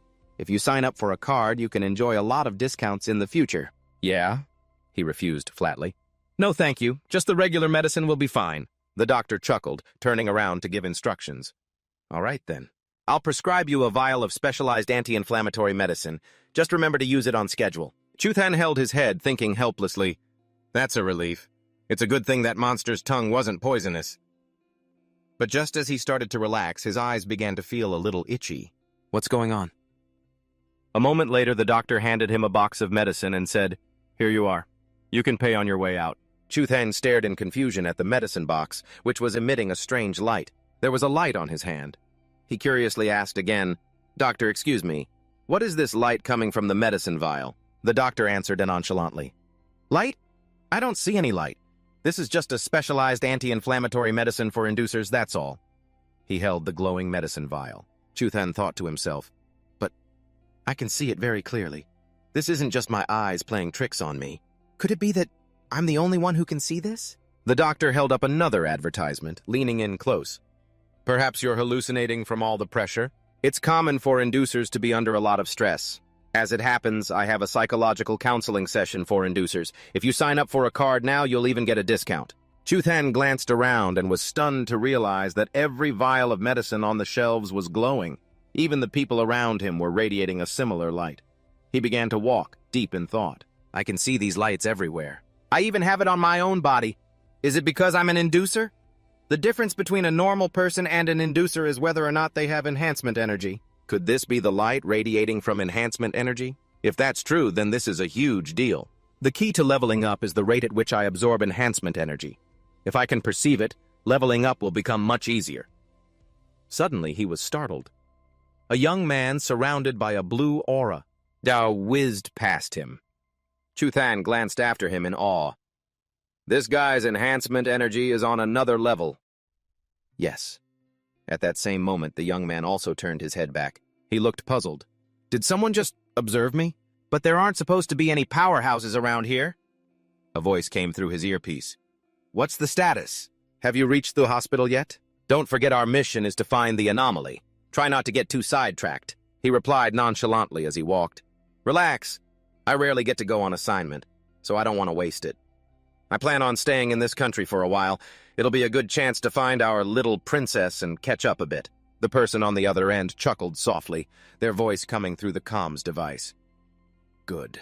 According to the boss's prophecy, the anomaly is a crucial turning point that will change history. Before we confirm whether they are friend or foe, it's best to make contact first and take appropriate measures." Taking off his glasses, Amya shrugged. "To be honest, I think the boss is overthinking this. If the anomaly really turns out to be an enemy, I'll destroy it myself." This was Amya, an A-rank inducer. The brilliant morning sun shone down on the campus of Lidak High School. Du Hovi sat with his legs crossed, his expression serious as he tapped his fingers on the desk. "You've only been in the elite class for a few days. You don't answer my calls, you don't reply to my texts, and you don't show up for class. Would you care to explain yourself?" Chuthan quietly sighed, thinking to himself, "I just got back and I'm already busted. The headmaster gets his info fast." He scratched his head, trying to come up with an excuse. "I'm sorry, sir. We had a family emergency and I wasn't able to notify the school. I'm truly sorry. I will willingly accept any punishment you see fit." The man's expression grew stern. He waved a hand dismissively. "That's not what I meant. I'm asking if you ran into any sort of unexpected trouble." Chuthan blinked, looking puzzled. No, nothing like that, sir. I was worried you'd regret agreeing to the exhibition match." "Yes." At that moment, Hu Wei looked at him with an appraising gaze and said slowly, "No. When it comes to the exhibition match, I have faith in you. I'm more worried that you're hiding some kind of trouble in your heart that you're afraid to talk about. You are an excellent caster. Even if you hadn't agreed to the match before, the school would have done everything possible to help you. The very purpose of this academy is to nurture outstanding casters. That will never change. I hope you can understand that." Feeling the principal's dedication, Chu Cheng smiled and nodded firmly. "Don't worry, Principal. I'm fine. I will definitely give it my all to bring glory to our school in the exhibition match." Hu Wei smiled, satisfied. He suddenly changed the subject. "If there's nothing else, you should head back to class. Your friend was so worried about you, they even came to my office to ask about you." Just then he blinked, confused, and tilted his head, asking, "A friend?" Not long after, back in the noisy classroom, as soon as he walked in, a voice called out, "Chu Cheng, you're finally back! We haven't heard from you in days. Where on earth have you been?" Xiaoxia, next to him, also chimed in breathlessly. "Even the teachers didn't know where you were. You scared me to death."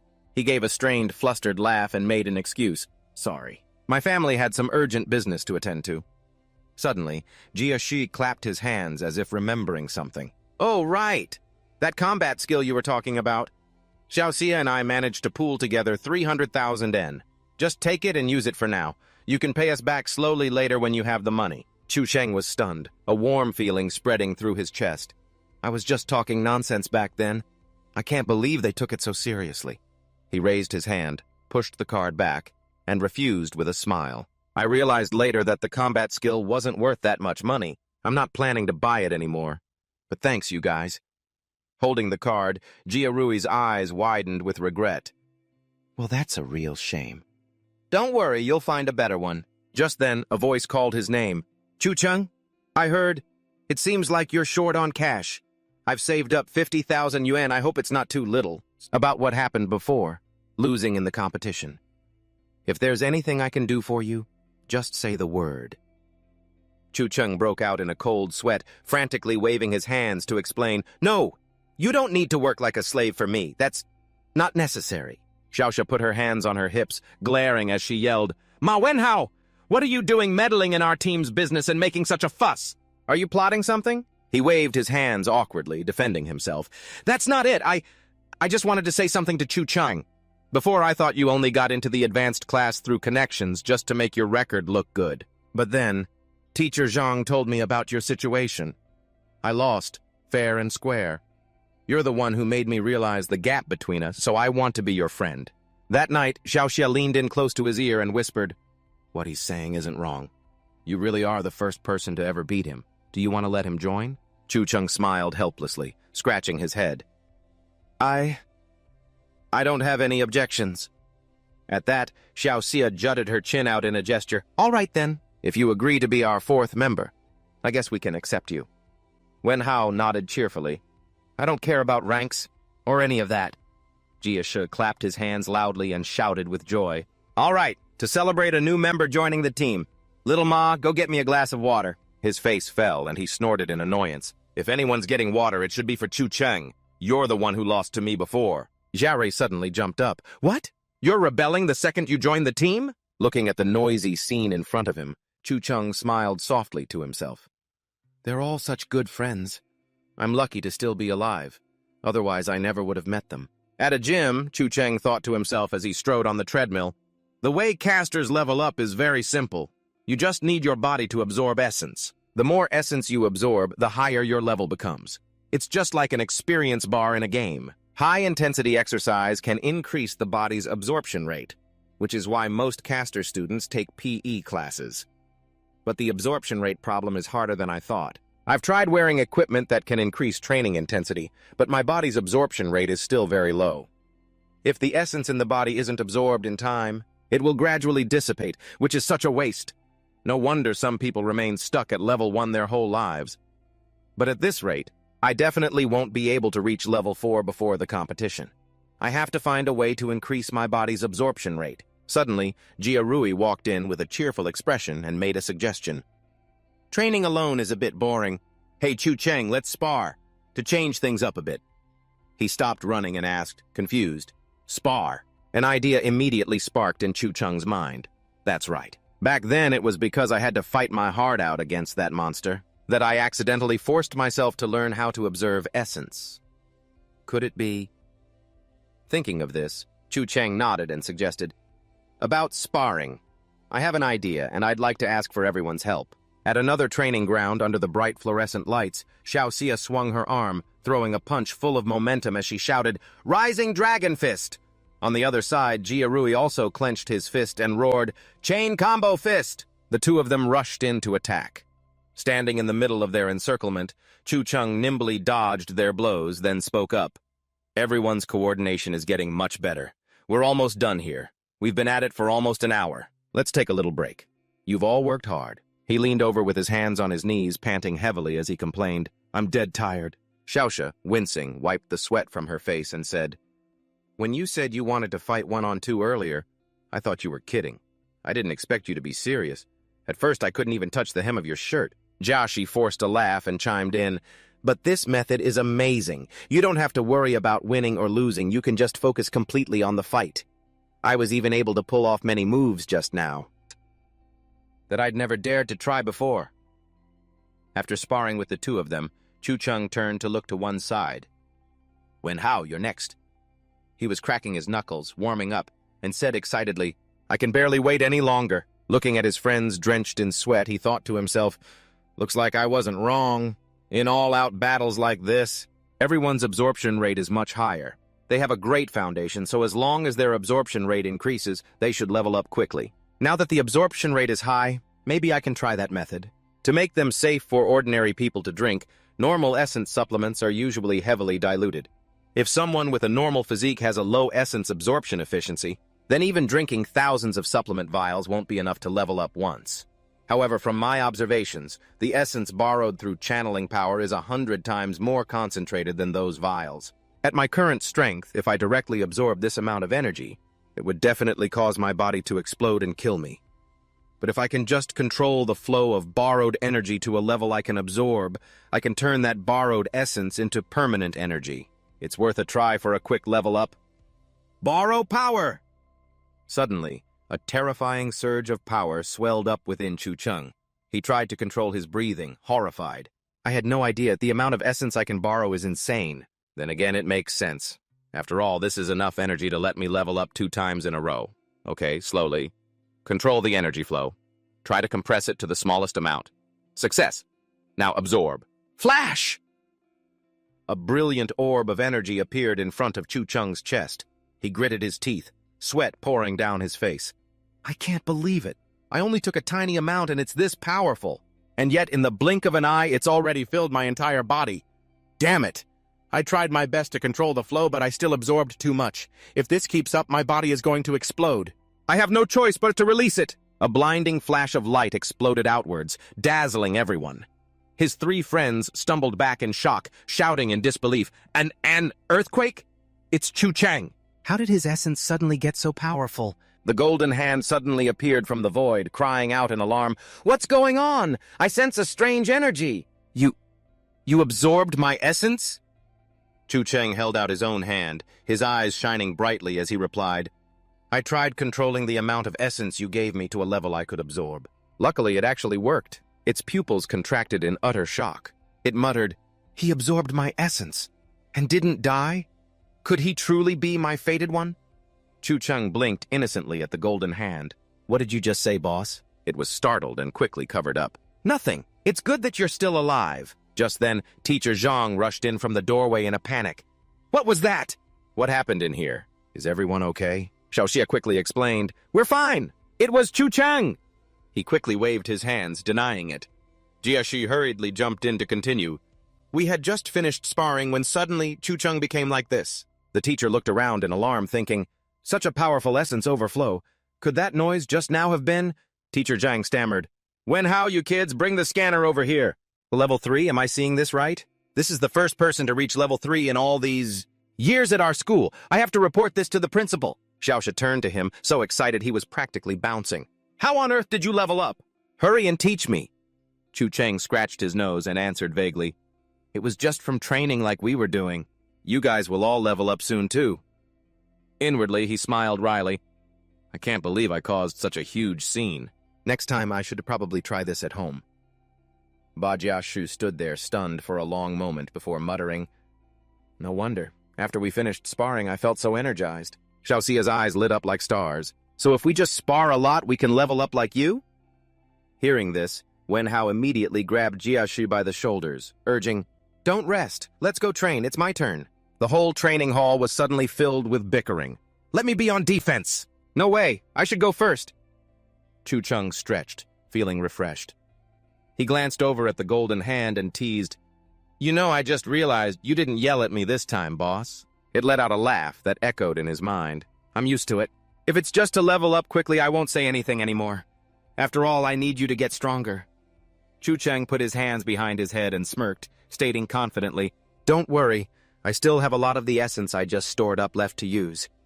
Next, once my body slowly absorbs it, I can even level up again to level 4. Hearing this, Gold Hand suddenly went silent, saying no more. On this beautiful morning, May 12th, 2026, with 55 days left until the friendly match, Chu Cheng was still diligently running, training without rest. On May 17th, 2026, he and his teammates constantly engaged in sparring matches to gain experience. Every punch thrown, every drop of sweat that fell, marked each step of their remarkable progress. And then, that fateful day arrived. September 1st, 2026, with 0 days left until the friendly match. At the competition venue that day, someone exclaimed in shock, "It's so crowded!" Xiaoxia looked around. The stands were packed with people, and she cried out, unable to hide her excitement, "I can't believe I'm really standing on this stage. If my mom knew, she would definitely be moved to tears." Behind her, Jiarui was just as eager, rubbing his hands together.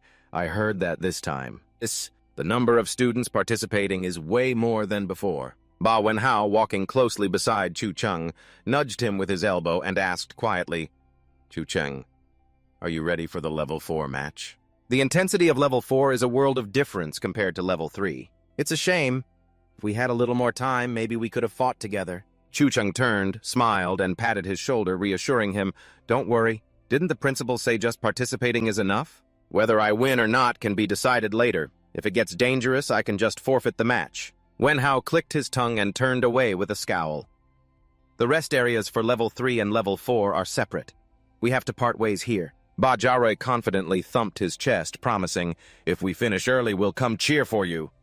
Xiaoxia clenched both her fists, full of fighting spirit, and encouraged him, "Go for it!" Seeing them so united, he smiled, nodded, and replied, "I'll be cheering for you all too."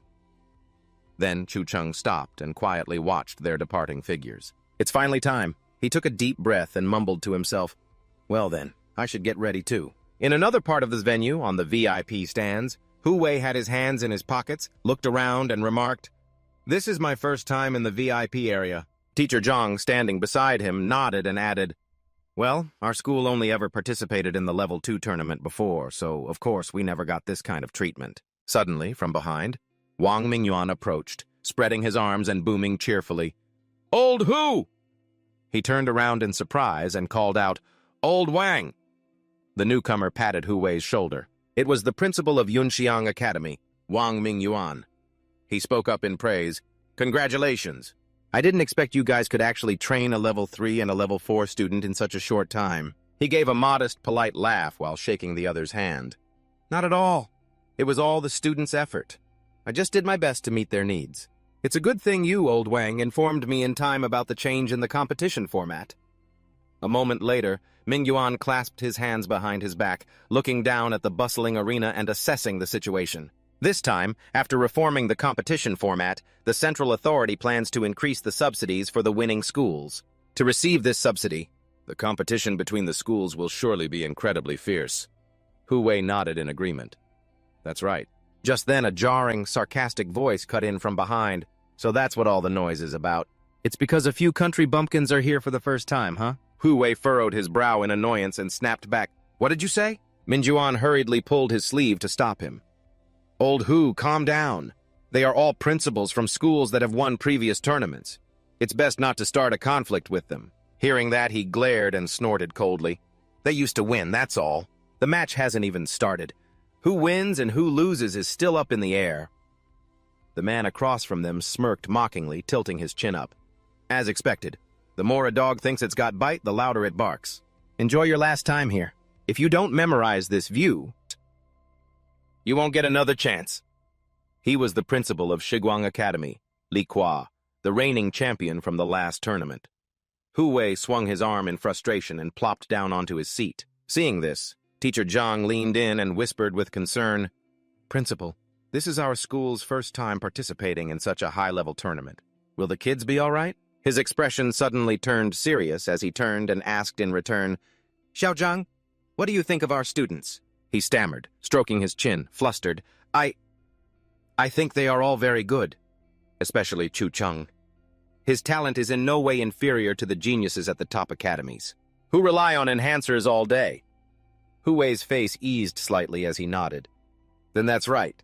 The only thing we need to do is believe in them." At the same time, in the cheering section for Laite Academy, Dian was clutching a cheer sign to her chest. She couldn't hide her nervousness. "This is my first time in such a big place. It's so nerve-wracking. I wonder if Chu Cheng will be okay. When I first heard Chu Cheng was going to compete, I couldn't even believe it." But then, a memory flooded back, reminding her of what happened a week ago. She was walking down the hallway holding a stack of books, thinking sadly, "It's been a long time since I've seen Chu Cheng, ever since he was moved to the advanced class. I wonder how he's doing now."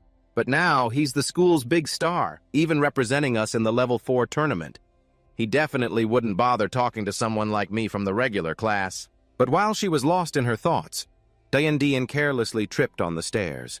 She lost her balance and tumbled forward when suddenly a pair of steady arms reached out and caught her. Chuthan smiled warmly and asked the class president, "Are you okay?" Dian's face flushed red as she stammered in embarrassment. Chuthan, thank you for helping me, but why are you here?" He gently patted her head and smiled warmly, replying, "I was just passing by and saw you, so I thought I'd come say hello." A moment later, after calming down, Dian looked down shyly and confessed, "I thought, after you got into the advanced class, you wouldn't want to be friends with me anymore." Hearing this, Chuthan turned to look at her, confused.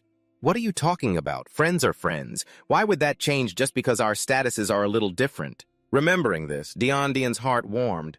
He really was the same old Chuthan, not a bit arrogant or changed. He can definitely do it. Suddenly, a loud announcement from the speakers shattered her thoughts.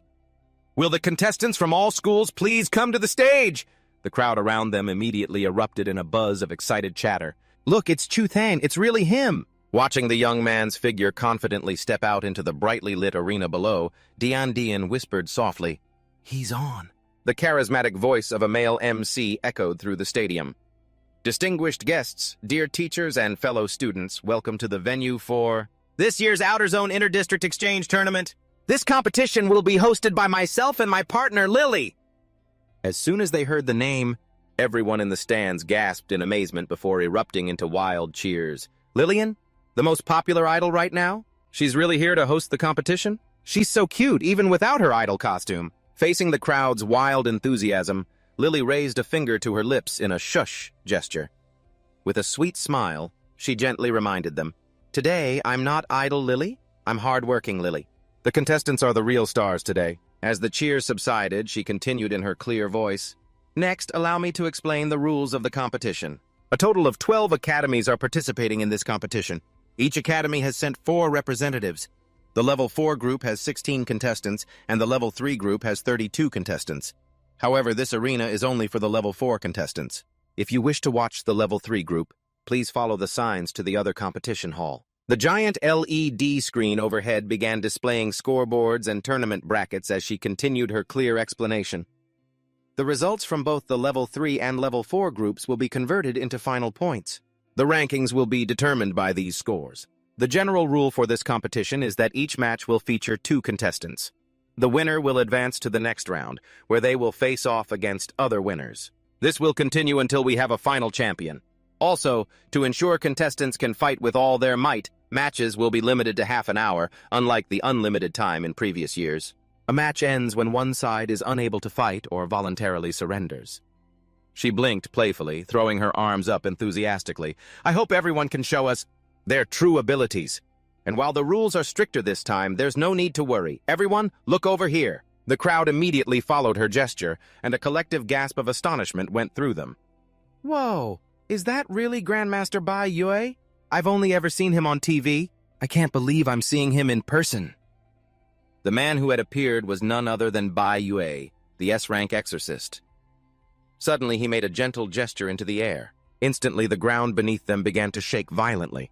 On the arena floor, the contestants were all startled by the sudden earthquake. At the same time, the male MC's excited voice rang out.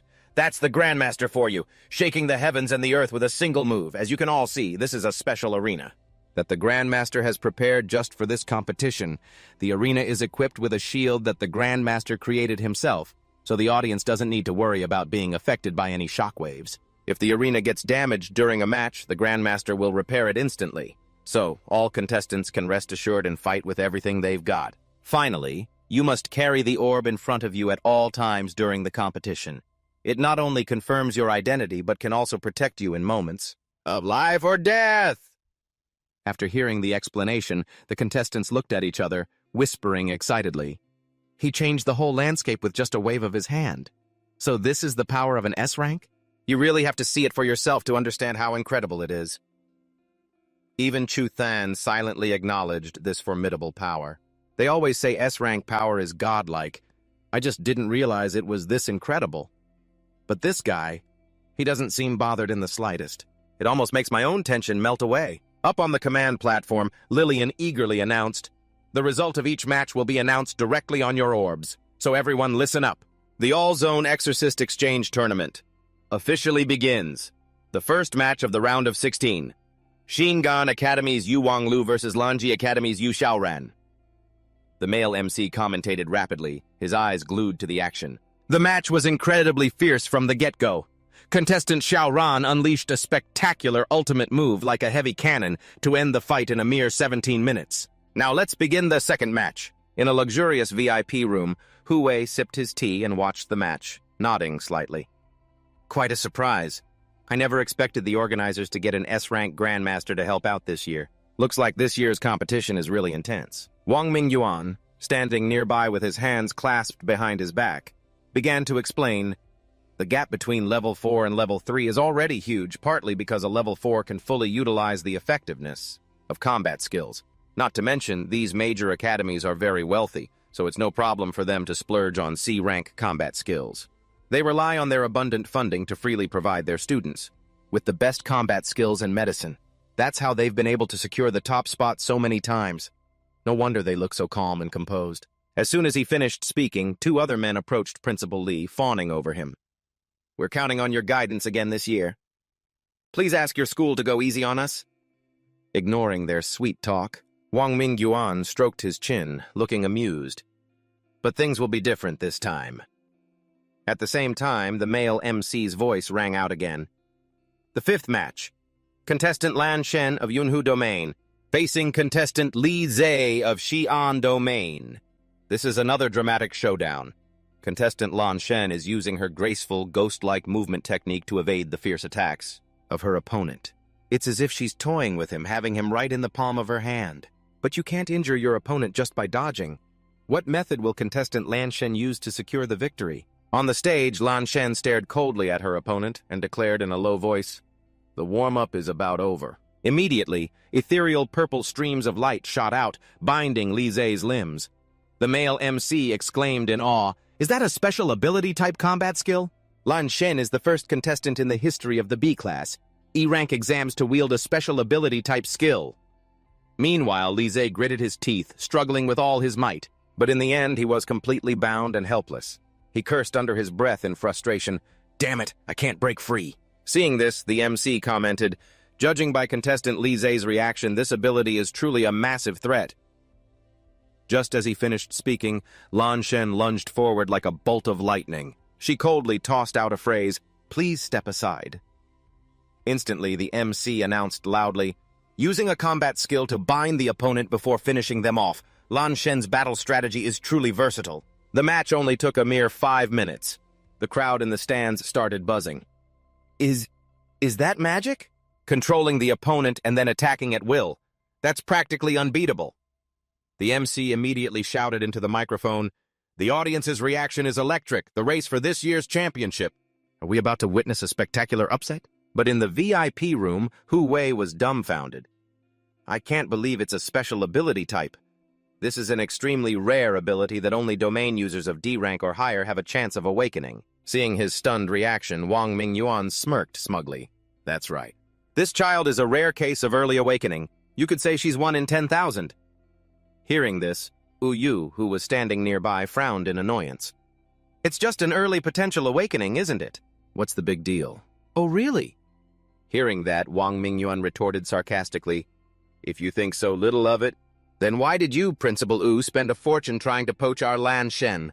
Lan Shen already told me all about you. She even complained that you were incredibly persistent. Having been exposed, Yu lost his composure and snapped, What are you talking about? Suddenly, Li Gua interrupted in a scornful tone. That's enough! It's merely an early awakening. After that, the MC began to announce the next match. The 6th match is Wang Zhuo of Shiguang Domain versus... Whoa, what was that? It only took 5 seconds! A one-hit knockout! The opponent had just charged forward to attack and was taken down by contestant Wang Zhuo in the blink of an eye. This is the terrifying power of the Academy. Shiguang Domain's the reigning champion for 3 consecutive seasons. Seeing this, the audience in the stadium erupted into a frenzy. A knockout in the blink of an eye, he's just too strong. Only someone from Shiguang Domain could pull that off. Looks like the championship trophy is going to Shiguang Domain again this year. On the stage, Wang Zhuo arrogantly dusted off his hands and concluded, Looks like there's no suspense left in this year's competition. How boring. In the VIP room, Yu clenched his fists and shouted excitedly, As expected of a student personally trained by Principal Li, his strength is on a completely different level. After hearing this, Li Gua stroked his beard smugly. I believe I've said it before. The dogs that think they're so tough always bark the loudest, don't they? Wang Mingyuan frowned and shot back harshly. Just you wait and see. Meanwhile, Hu Wei could only watch in silence. He thought to himself, There's absolutely no way for us to interfere in this battle. After all, for our lady domain with our current abilities, just securing a spot to participate is already a great achievement. If Chu Chung can just win 1 match, or even just have a standout performance, it'll be a huge gain for us. Down below, the MC continued to announce loudly, The winner of the 7th match is the contestant from Shimin Domain. The match lasted 20 minutes. Everyone, please take a short break. Coming up next is the final duel of the first stage. Hearing this, Chu Chung, who was in the waiting area below, stood up. He stretched his arms and legs to warm up, thinking to himself, I can't believe I'm in the last match. I wonder what my opponent will be like. The golden hand in his mind frowned, confused. Whoever it is, why don't you just borrow their power and finish this match already? He turned his head slightly, looked into the empty space, and explained, Because in previous years, the strongest students at this stage only reached level 4. If I borrow power to get to level 5 right now, it'll draw way too much attention. If I get investigated and my identity is revealed, it'll be a huge mess. Lan Tam stepped forward from out of nowhere and suddenly spoke up. Tough luck! You're in the final match! Zhu Sheng stared at her blankly, confused. Huh? A few seconds later, Lan Tam crossed her arms and helpfully reminded him, You're up next. Your opponent is Lei Che from Zhongshan Yu. That guy is one of the biggest contenders for this year's championship. The combat skill that made him famous is the explosive Thunderclap Rush. If he uses his full power, even a beginner D-rank Yu user wouldn't be able to take it. After hearing this, Zhu Chung scratched his chin curiously. Bringing a combat skill that powerful into a low-level match, won't that cause any problems? Lan Tam replied slowly, her voice laced with sarcasm. The gem you get before the match can block 1 fatal blow. But your body will definitely have to endure some indescribable pain. Oh well, fighting for the Academy's funding has always been this brutal. Hearing this, he politely bowed his head to thank her. Thank you for the warning, but why are you helping me? She shrugged and answered casually, Our principal and your principal are friends. So I guess you could say I'm temporarily your ally. Besides, we have a common goal, which is to snatch the #1 spot from those arrogant higher-ups. Right? Initially, I was hoping you could play your part as an ally and at least help deal with a few obstacles for me. But since your opponent is Lei Che, well, I guess that's that. Just try to wear him down as much as you can. Good luck in there. Watching Lan Tam's back as she walked away, Zhu Chung scratched his head, bewildered. Is that Lei Che guy really that overpowered? A few minutes later, he slowly stepped onto the brightly lit arena floor. At the same time, the male MC excitedly yelled into his microphone, At last, the final match of the first stage is about to begin. I'm sure you've all been dying to see this, haven't you? The moment he finished speaking, the crowd in the stands erupted in thunderous applause and roaring cheers. Whoa! It's finally starting! The finals, this is so exciting. I can't believe he's in the very last match. The suspense is killing me. The MC's voice suddenly rose dramatically. Let's give a huge welcome to the contender in our final match! Seeing such a wild atmosphere, Ju Chung quietly muttered to himself, Wow, I didn't expect to get such a warm welcome. But in the next second, the MC bellowed a different name. Contender, Lei Che! It was only then that Ju Chung awkwardly realized, oh, so all that cheering wasn't for me. Suddenly, a powerful shockwave erupted from behind him, shaking the entire stage. Seeing this, the audience leaped to their feet, cheering wildly as Lei Che appeared in a cloud of dust, striking the coolest landing pose imaginable. Feeling that overwhelming aura, Ju Chang turned his head and gave a cold stare. The MC's voice continued to boom from the speakers. Who would have thought our final battle features contender Lei Che from Zhongshan? You! Word is that contender Lei Che became a U user at the age of 52, and in just 4 short years, he has already achieved level 4, and that's not even mentioning the fact that he's also won, countless honors like national certifications and special invitations from the guild. It's no exaggeration to call him a once-in-a-generation genius. Not in the slightest. The crowd started chanting their idol's name non-stop. Lei Che, Lei Che, Lei Che, Lei Che, Lei Che. Seeing this from the stands, Liu Diandian clasped her hands together, worried. He even has a massive fan club, while there's nobody here cheering for Ju Chung. A female audience member sitting above them heard Diandian muttering and scoffed. Well, isn't that obvious? Our Lei Che is handsome and powerful. It would be weirder if he didn't have fans. On the other hand, that raggedy opponent of his. You can just tell he's a bad person. Plus, he looks so arrogant. Who could possibly like a guy like that? Hearing that, Liu Diandian shot to her feet in anger and yelled, Who says Ju Chung has no fans? I'm his biggest fan right here. Ju Chang is both gentle and strong. Meanwhile, that Lei Che guy is just arrogant and flashy.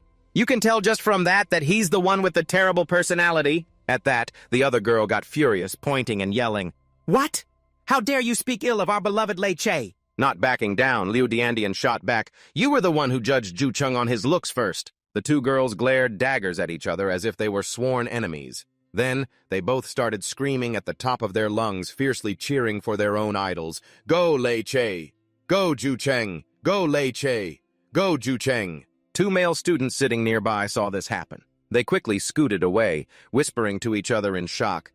This is the first time I've ever seen the class president look so cool. What's going on? Who knows? And meanwhile, down in the arena, the male MC was still shouting excitedly, The cheers just don't stop. Everyone is eager to see what kind of performance this genius boy will deliver. What kind of incredible top-tier performance in this match? Can he possibly dethrone Thuot Quang Du, the one who has comfortably sat at the top of the rankings for so many years? All right, amidst these passionate cheers, let's officially begin the battle. Suddenly, Lai Lian leaned in close and whispered a reminder. Senior Tian, have you perhaps forgotten that there's still one contestant who hasn't been introduced? The MC jumped and slapped his forehead. I got too caught up in the audience's excitement and completely forgot. My apologies, everyone. Next up, I would like to formally introduce the person standing opposite contestant Loi Triet. It's contestant Chu Thang from Lai Dak Du. His previous achievements are non-existent. His signature move, none. Historical achievements for Lai Dak Du, oh. It seems this is a school participating for the very first time. Chu Thun stood listening to the introduction, his face turning pale. He wiped his face and sighed, thinking to himself, maybe I should have just bitten the bullet and bought some random combat technique to put on my profile. In the stands, the crowd started whispering amongst themselves again. So it's a school that's new to all this. No wonder I've never heard of them. This kind of third-rate school probably blew their entire budget just to get one person to level 4. No wonder he doesn't even have a single combat skill to his name. Then what's the point of this fight? He's just a punching bag for target practice. What a waste. This was supposed to be an amazing final match. I really thought we'd get to see Loi Triet's ultimate technique. The girl who was arguing with Dian earlier heard this, puffed out her chest, and sneered. Oh, so you guys are from some bottom-feeder school here for the first time, huh? In the VIP room, Mr. Vu slapped his thigh and roared with laughter. Ha ha ha! I can't believe you ran into our school's Loi Triet on your very first outing. Looks like you'll be packing your bags and going home empty-handed. I almost feel embarrassed for you." Hearing those taunts, Ho-Vi instinctively rubbed his forehead, feeling an immense headache coming on.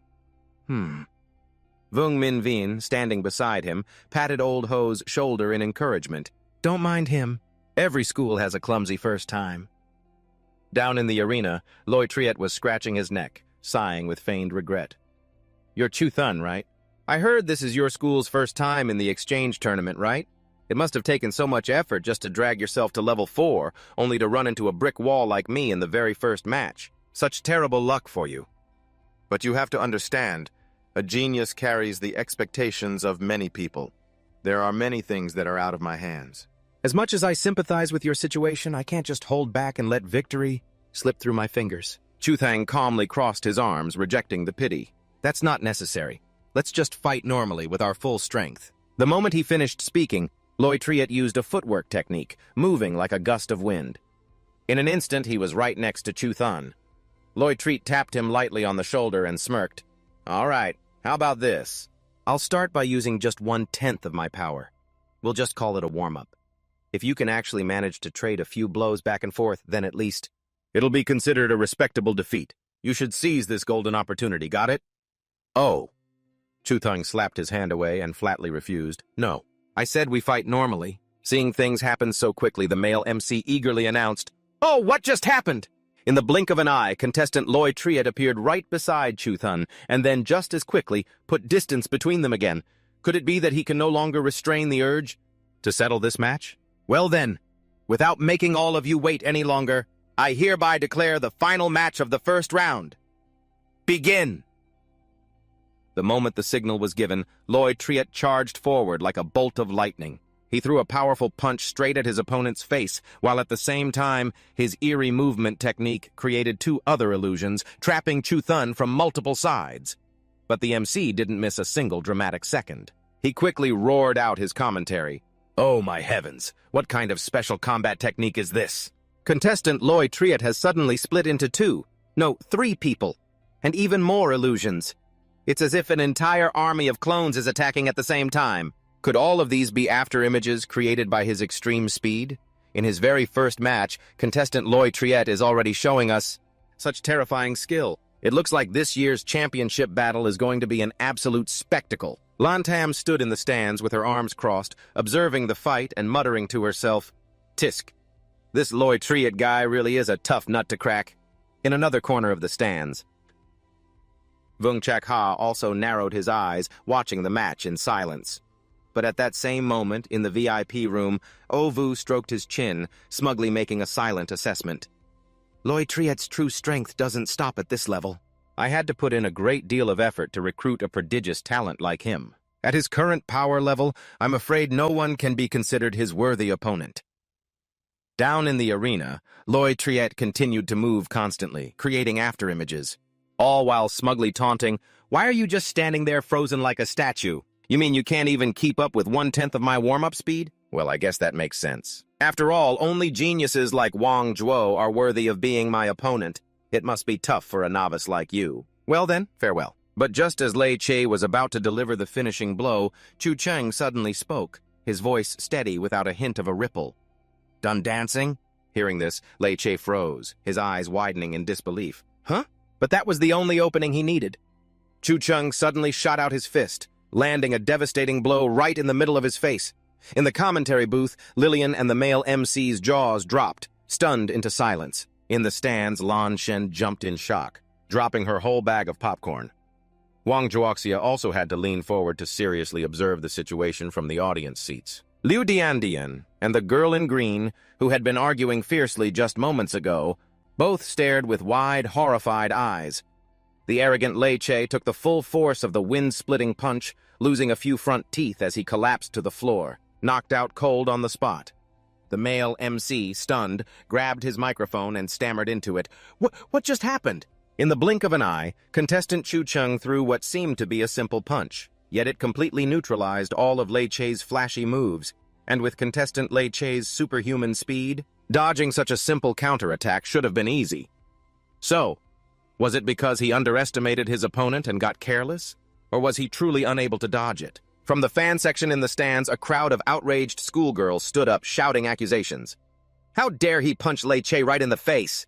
Our star, so shameless, that's right. How could a country bumpkin like him ever hope to land a hit on Lei Che? He must have cheated. Hearing this, Chu Cheng scratched his chin and thought to himself, he just kept rambling on and on without attacking, so I decided to make the first move to speed things up. I hope this kind of match doesn't have any weird, unwritten rules. Like, who's allowed to attack first, for instance? Asterisk. Up on the observation deck, Wang Mingyuan patted Hu Wei's shoulder, praising generously, now that was a powerful hit. Old Hu's student is no less impressive than these geniuses. But nearby, Ao Wu, with his hands on his hips and his face flushed red, seethed with rage. Impossible! At level 4, no one is faster than Lei Che. There's absolutely no way your school could produce a contestant like that. You must have hired a proxy fighter. Hu Wei remained calm, taking a sip of tea before slowly retorting, if it were a proxy fighter, do you think the supervisors in charge of inspections would just let it slide? That they wouldn't notice? Or do you fancy yourself smarter than all of them? Even though he knew he was losing the argument, Wu Wu gritted his teeth in frustration. Mr. Lee suddenly raised his voice, cutting off the argument. Such a ruckus again. Where's your sense of decorum? The match isn't over yet. The male MC's voice echoed through the speaker system. The final match of the round of 1/8. Chu Cheng. Suddenly, from the arena floor, Lei Che struggled to his feet and shouted, "Wait! I haven't lost yet!" The MC, startled, quickly changed his announcement. "He's up! Contestant Lei Che is back on his feet!" The match continues. Hearing this, Lei Che wiped the blood from the corner of his mouth and assessed his opponent in a low voice. "So you only used 1/10 of your power. It seems I greatly underestimated you. From now on, I won't hold back. My lightning power is about to be unleashed." He spread his arms wide and roared menacingly, "Ha ha ha ha! Let my lightning resound throughout this entire arena!" Chu Cheng stood with his arms crossed, remarking quietly, "Such intense lightning energy." Suddenly, a blinding pillar of lightning appeared, tearing through the space in front of him. Then, a series of other brilliant lightning pillars followed, surrounding him completely. Yes. At the same time, the MC excitedly called out, "This is it. Contestant Lei Che is using the protective shield on the arena floor to continuously accelerate. Is he about to unleash his ultimate move?" "The signature technique of Lei Che." Beside him, Lily also gripped her microphone, commenting excitedly, "So cool, I can't stand it!" On the arena floor, Lei Che transformed into a streak of roaring lightning. Take this! Rumbling thunder's explosive piercing thrust. But just as Lei Che charged forward with the power of lightning, Chu Cheng simply raised his fist and landed another clean, direct punch to his face. The very next second, Lei Che was sent flying 10 meters, sliding across the floor. After throwing the seemingly effortless punch, Chu Cheng turned his head, clicked his tongue, and advised, "You should have attacked a little sooner. Before I got used to your speed." At the same time, the MC's voice rang out, filled with astonishment. "Contestant Lei Che has been sent flying by contestant Chu Cheng again. The star stone on contestant Lei Che has turned red. This means he has completely lost the ability to fight. Therefore, in the final match of the round of 1/8 for Group B, Chu Cheng is the winner." Chu Cheng pulled his fist back, thinking to himself, "I almost couldn't control my strength. But with the star stone protecting his life, that guy should be fine, right?" In the stands, the crowd started murmuring, staring at each other in disbelief. Just how in the world did he do that? It was too fast. I couldn't even see his movements clearly before the match was over. The top 8 rankings flashed brilliantly on the large screen. Shiguang adepts Liu Yue, Shimen adepts Zhao Qing, Yunhu adepts Lan Qin, Qingluan adepts Sun Ming, and Shiguang adepts Wang Jexia No. 2. Lanji adepts Xiao Ran, Balaite adepts Zhou Cheng. The second quarterfinal. Yunhu adepts Lan Qin versus Qingluan adepts Sun Ming. Lan Qin wins. The third quarterfinal. Shiguang adepts Wang Jexia versus Shiguang adepts Xia Hao. Wang Jexia wins. As they watched the matches, the audience chattered lively. He also won with just one strike? Are they from the same academy? He must not have been going all out, right? Ah, never mind him. The next match is Zhou Cheng's turn. It seemed Wang Jexia had overheard their gossip. He stopped walking, his cold eyes glaring at the two spectators with a murderous aura. Stared down by that terrifying gaze, the two immediately fell silent, rubbing the back of their suddenly cold necks. The fourth quarterfinal. Balaite adepts Zhou Cheng versus Lanji adepts Xiao Ran. The MC's commentary was non-stop. Xiaorun's explosive fist truly lives up to its name. His attack angles are incredibly tricky and very difficult to defend against. But contestant Zhou Cheng's dodging ability is as if he's already predicted his opponent's attack trajectory. His speed is so fast that it's completely impossible to react in time. Zhou Cheng wins. In another private room, two men in suits were whispering to each other. This Zhou Cheng. It seems he hasn't used a single combat skill since the tournament began. The other man nodded in agreement. That's right. He only uses his aura to strengthen his body parts for physical attacks. He's strong, yes, and his aura control is very refined, but there are no noteworthy techniques. Could it be that his actual rank isn't just level 4, and he intentionally lowered it to sneak into this competition? Or maybe he secretly used some kind of forbidden drug to overclock his abilities. But no matter which method he used, it's a serious violation of the competition's rules. Send someone to check on him immediately. Meanwhile, the MC continued to announce loudly, "The next fight is the first semi-final. Balite adepts Zhou Cheng will face off against Shiguang adepts Liu Yue." The audience suddenly broke into an uproar. Huh? What's going on? Who are these people in black robes? What are they doing here? A stern-looking man approached Zhou Cheng, held out a device, and demanded in a cold voice, "Put this on. After you put it on, release your aura pressure once." Seeing this, two spectators began to gossip excitedly. Look at this development. They look like special envoys from the city's central district have descended upon us. Special envoys? Aren't they the ones responsible for measuring the ranks of adepts? Could it be that Zhou Cheng isn't actually a level 4? No wonder he's so unbelievably strong. Is this like an adult fighting against children? Meanwhile, Zhou Cheng obediently put on the device, thinking to himself, I guess I really did overdo it. Looks like I'll have to be more restrained from now on and not reveal so much of my strength. 4 screens on the device flickered, displaying name, Zhou Cheng, Academy, Balite Adept, rank, E rank, level 4. After getting the official result, the man reported loudly into his radio, rank verification shows no discrepancies. There are also no traces of any forbidden drugs in the contestant's system. After hearing the report through his earpiece, the MC relayed the message to the audience. The special envoy has just confirmed that contestant Zhou Cheng's rank is completely correct. He is indeed E rank, level 4. And now, the semi-final match begins. The audience stared blankly for a few seconds, processing the announcement before they erupted in stunned disbelief. What? No way! He defeated so many formidable opponents one after another, and he's really just a level 4? Semi-final. Match 1. Shiguang Adepts Liu Yue versus Balite Adepts Zhou Cheng. But inside, Liu Yue was panicking, breaking out in a cold sweat.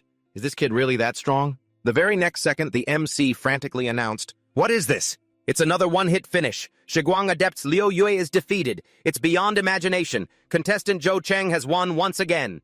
In a flash, he has majestically advanced straight to the finals." On the podium, Li Lian enthusiastically waved both her arms, cheering, "Go, Zhou Cheng, go!" On the other side, Wang Mingyuan began to nervously wipe the sweat from his brow. "Lao Hu, your student is a little too exceptional for the rule book, don't you think?" Hearing this, Hu Wei could only laugh awkwardly, rubbing his hands together. "That's right, ha ha ha." Suddenly, 2 unfamiliar men approached, greeting him with warm smiles. "Congratulations, Principal Hu. We never expected Balite Adept to produce such a rare and talented prodigy this year. We've always heard about your dedication to education, and now seeing such an outstanding student, your reputation is truly well-deserved. We should all learn from you." Seeing the crowd start to shamelessly flatter Hu Wei, both Wu Yu and Li Kuo's faces darkened with annoyance. "Tisk, tisk!" "Over here!" Hu Wei stroked his beard, his heart swelling with pride. "To think that the first time I lead a team to a competition, we could advance so majestically into the finals? Zhou Cheng, you truly haven't disappointed me, kid." Semi-final, match 2. Shiguang Adepts Wang Jexia versus Yunhu Adepts Lan Qin. Lan Qin strode onto the stage. She clenched her fists with determination. "I've finally made it to the semi-finals. For the honor of my academy, I absolutely cannot lose this round." However, as soon as she was in position, she froze in surprise. Across from her, Wang Jexia was radiating a blazing, murderous aura. At that moment, the MC's voice boomed. "The match begins!" 2 female students in the stands screamed themselves hoarse, cheering, "Go, senior! You've got this, senior! Wang Jexia shot a cold, bullet-like glare in their direction. Seeing that he was distracted, Lan Qin's eyes immediately sharpened.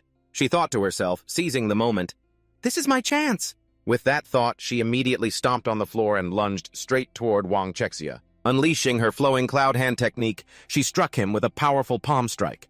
But even with a direct hit, Wang Jexia stood there like a statue, completely unharmed. On the contrary, his eyes were bloodshot, staring coldly at Lan Shen like a beast eyeing its prey. Lan Shen's face darkened, and she bit her lip in horror, thinking to herself, "How can this be? Did my attack have no effect at all?" Wang Jexia suddenly swung his arm and grabbed her wrist tightly, asking in a flat voice, "So you're supposed to be famous?" Lan Shen struggled with all her might. Her arm caught in his vice-like grip. She tilted her chin up at him and shouted, "What's it to you?" Wang Jexia mercilessly twisted Lan Shen's arm. He gave a humorless smirk and replied, "Nothing. I just find it hilarious." The pain was excruciating, but Lan Shen couldn't break free. Furious, she tensed her body, preparing to launch another vicious attack. But as if reading her mind, Wang Jexia quickly released his power. He enveloped himself in strange purple energy bands. Lan Shen used the momentum to spin around and unleash her wind scythe kick technique, striking him directly. Believing this decisive blow had been a complete success, Lan Shen clutched her bruised, injured arm, stepped back, and exhaled, saying with relief, "Good. All the hits landed." But this time, fate wouldn't let her celebrate for even a second. As the thick dust cleared, Wang Jexia stood towering behind her like a ghost, completely unharmed. He spoke mockingly. "Playing games this early in the morning?"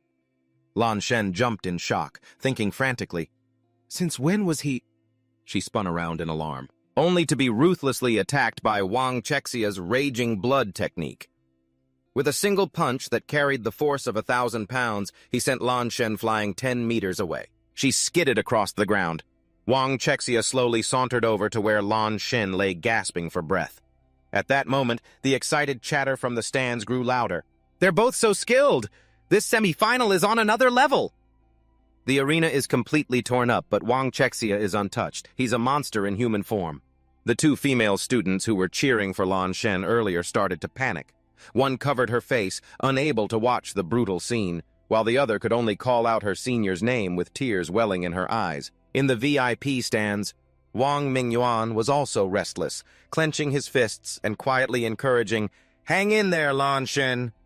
But Lan Shen's whole body ached. She couldn't force herself to get up. Seemingly completely exhausted, she cracked her eyes open and saw the cloth good luck charm lying on the arena floor. She gritted her teeth and told herself, I can't fall yet." Two old memories suddenly flooded her mind. On an afternoon with pouring rain, Lan Shen pushed open the door to a classroom and saw two junior girls huddled in a corner. They were sniffling. Out of habit, she naturally asked, "What are you all gathered here for?" "It's time for practice." Both of them turned to look at her. The black-haired girl, her eyes filled with tears, hesitated before confiding, "Senior, if the academy loses its subsidy from the government, then I'll have to drop out and go back home to work. I want to keep studying. I want to become a guardian and protect people, but—" Before the girl could finish her sentence through her sobs, Lan Shen walked over, smiled, and put her arms around the two girls, reassuring them brightly, "Don't worry. I give you my word I will definitely win the regional tournament championship. When that happens, the Ministry of Education will have no excuse to cut our academy's subsidy. Everyone will be able to continue their studies." The black-haired girl blinked her eyes dreamily and asked, Really? Lan Shen looked at the girl, smiled brightly, patted her head, and joked back, "Of course. Have I ever lied to you before?" Suddenly, the black-haired student seemed to remember something. She frantically pulled a small object from her pocket and said, "Oh, right. This is a good luck charm my mom made for me. I hope it brings you peace and good fortune, Senior. We'll always be behind you, supporting you." After saying that, the girl respectfully offered the small charm to Lan Shen with both hands. The girl beside her also wiped away her tears and spoke up, clenching her fist, "That's right! Let's go give our senior more strength." Moved, Lan Shen accepted the charm, held it tightly in her palm, and said with a warm, gentle smile, "Okay, it's a promise." End of flashback. It pulled her back to the cruel reality. Lan Shen, now bruised and bleeding, mumbled the words of that promise. "It's a promise." She groaned, trying to reach out a trembling, mud-stained hand to pick up the fallen good luck charm. But Wang Chexia, noticing her intention, heartlessly lifted his shoe and stomped mercilessly on the tiny charm. He then sneered contemptuously, "Risking your pathetic life for this piece of trash? How pathetically weak." After saying that, he swung his leg and delivered a brutal kick like a sledgehammer, right into Lan Shen's side. As Lan Shen coughed up blood and collapsed to the floor with no strength left to resist, the star crystal on her uniform was shaken loose by the impact and fell off. Wang Chexia stepped on the crystal, laughing mockingly. "The people who put their faith in you, who supported you, if they saw you in this pathetic state, and would they still have the nerve to cheer 'Go on'?" At that moment, the referee's announcement echoed through the speakers. "The monitoring system has detected that contestant Lan Shen's star crystal has turned red. This means she has completely lost the ability to fight. Wang Chexia is the winner." Even though the system had declared the victor, the crazed Wang Chexia still refused to stop. He ruthlessly raised his heel high, channeling all his energy as he growled, declaring, "This is the end for you, Cloud Lake Sex Paper Hero." But seeing his act of pure killing intent, the panicked MC screamed into the microphone, ordering him to stop. "The match is over! Security, get in there and stop him now!" Lai, who was standing nearby, turned deathly pale, horrified by the sight. She squeezed her eyes shut, clutched her head, and screamed, "Don't!" But the spectators were also stunned, leaping to their feet and shouting in outrage, "Is he insane? What's he trying to do?" Up in the stands, Wang Mingyuan couldn't stand it anymore. He slammed the table and yelled, "Stop him! Stop him right now!" A bodyguard hurried over, bowed, and pleaded with Grandmaster Bai Yue, "Master, you must intervene. If we don't do something, there's going to be a murder on that stage." But the man just calmly took a sip of his tea. Calmly waving his hand, he said, "There's no need." Bai Yue lazily opened his eyes to watch the good show, as Wang Zexia, like a bloodthirsty beast, ignored everyone's pleas. He mercilessly brought down his heel with the force of a mountain, aiming straight for Lan Shen, but out of nowhere, Chu Cheng shot forward like a flash of lightning. He swept Lan Shen out of the way, narrowly avoiding the fatal kick. Standing firm, Chu Cheng coolly asked, "Using your strength to bully someone who's exhausted and defenseless? Is this the so-called noble way of your Shiguang sect?" Wang Zexia's foot missed, shattering the floor beneath. He slowly lifted his head, glaring with bloodshot, hateful eyes. His voice dripped with irritation as he asked, "You again? That little punk, Chu Cheng?" The MC quickly grabbed the mic again, professionally commentating to break the tension. "It's Chu Cheng. It is indeed Chu Cheng. He has appeared like a knight in shining armor to save contestant Lan Shen." Right at the critical moment between life and death. Standing nearby, Lai clutched her chest and breathed a sigh of relief. "Oh, thank goodness." Wang Mingyuan, Hu Wei, and Teacher Zhang scrambled down to the stage, rushing over to Chu Cheng. Wiping away his sweat, Wang Mingyuan exclaimed, "Thank heavens!" The crowd in the stands began to murmur angrily. Some were condemning Wang Zexia's inhuman actions. Others were passionately cheering for Chu Cheng. The match was already decided, and he still tried to land a killing blow. That's just unacceptable. "Go, Chu Cheng! You have to teach that arrogant bastard a painful lesson in the finals!" But Wang Zexia maintained his brazenly arrogant demeanor. Rolling his shoulders with a crack, he sneered across at them. "A bunch of trash. It doesn't matter who steps up. Adding or subtracting one punching bag changes nothing." Chu Cheng gently set Lan Shen down, his whole body radiating killing intent. He gave the other guy a cold look, a challenging smirk playing on his lips. "Is that so? Well then, let's find out." 3 medical teams rushed in, carefully placed Lan Shen onto a stretcher, and carried him away for treatment. The organizer's voice echoed from the speakers once more with an announcement. "As both contestants have agreed to proceed directly to the final match without a break, to ensure a smooth and fair competition, we ask all technical staff to quickly restore the fighting stage. Thank you for your cooperation." Just then, his 3 friends, Ma Wenhao, Shen Jiarui, and Su Xiaoxia, came scrambling into the stands. They weaved through the crowd to the row where Liu Diandian was sitting and plopped down into their seats. Shen Jiarui noticed she was tightly clutching an LED sign. The text on it read, "Go, lie dissect." So he nudged her with his elbow to start a conversation, asking, "Hey, aren't you one of Chu Cheng's classmates?" Liu Diandian shot them a sharp glare and asked dismissively, "You're from the honors class, right?" Shinjirui didn't beat around the bush, getting straight to the point. "So, what's the situation down on the stage?" he asked. Liu Diandian sighed anxiously and answered, Chu Chang won all his matches. He's in the finals now. But his opponent in the finals seems really tough. The large screen started a countdown for the next match.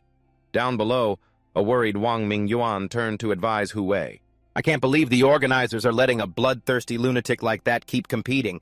I have no idea what that Li family backing him is thinking. What the hell were they thinking? Old Hu, you need to watch this final match very closely. Heeding his old friend's warning, Hu Wei turned, patted Chu Chang on the shoulder, and said with concern, Chu Chang, you must be careful when you get up there. Chu Chang just shrugged and answered calmly, Don't worry, headmaster. With that, he turned and slowly walked toward Wang Zexia, who was waiting in the center of the stage.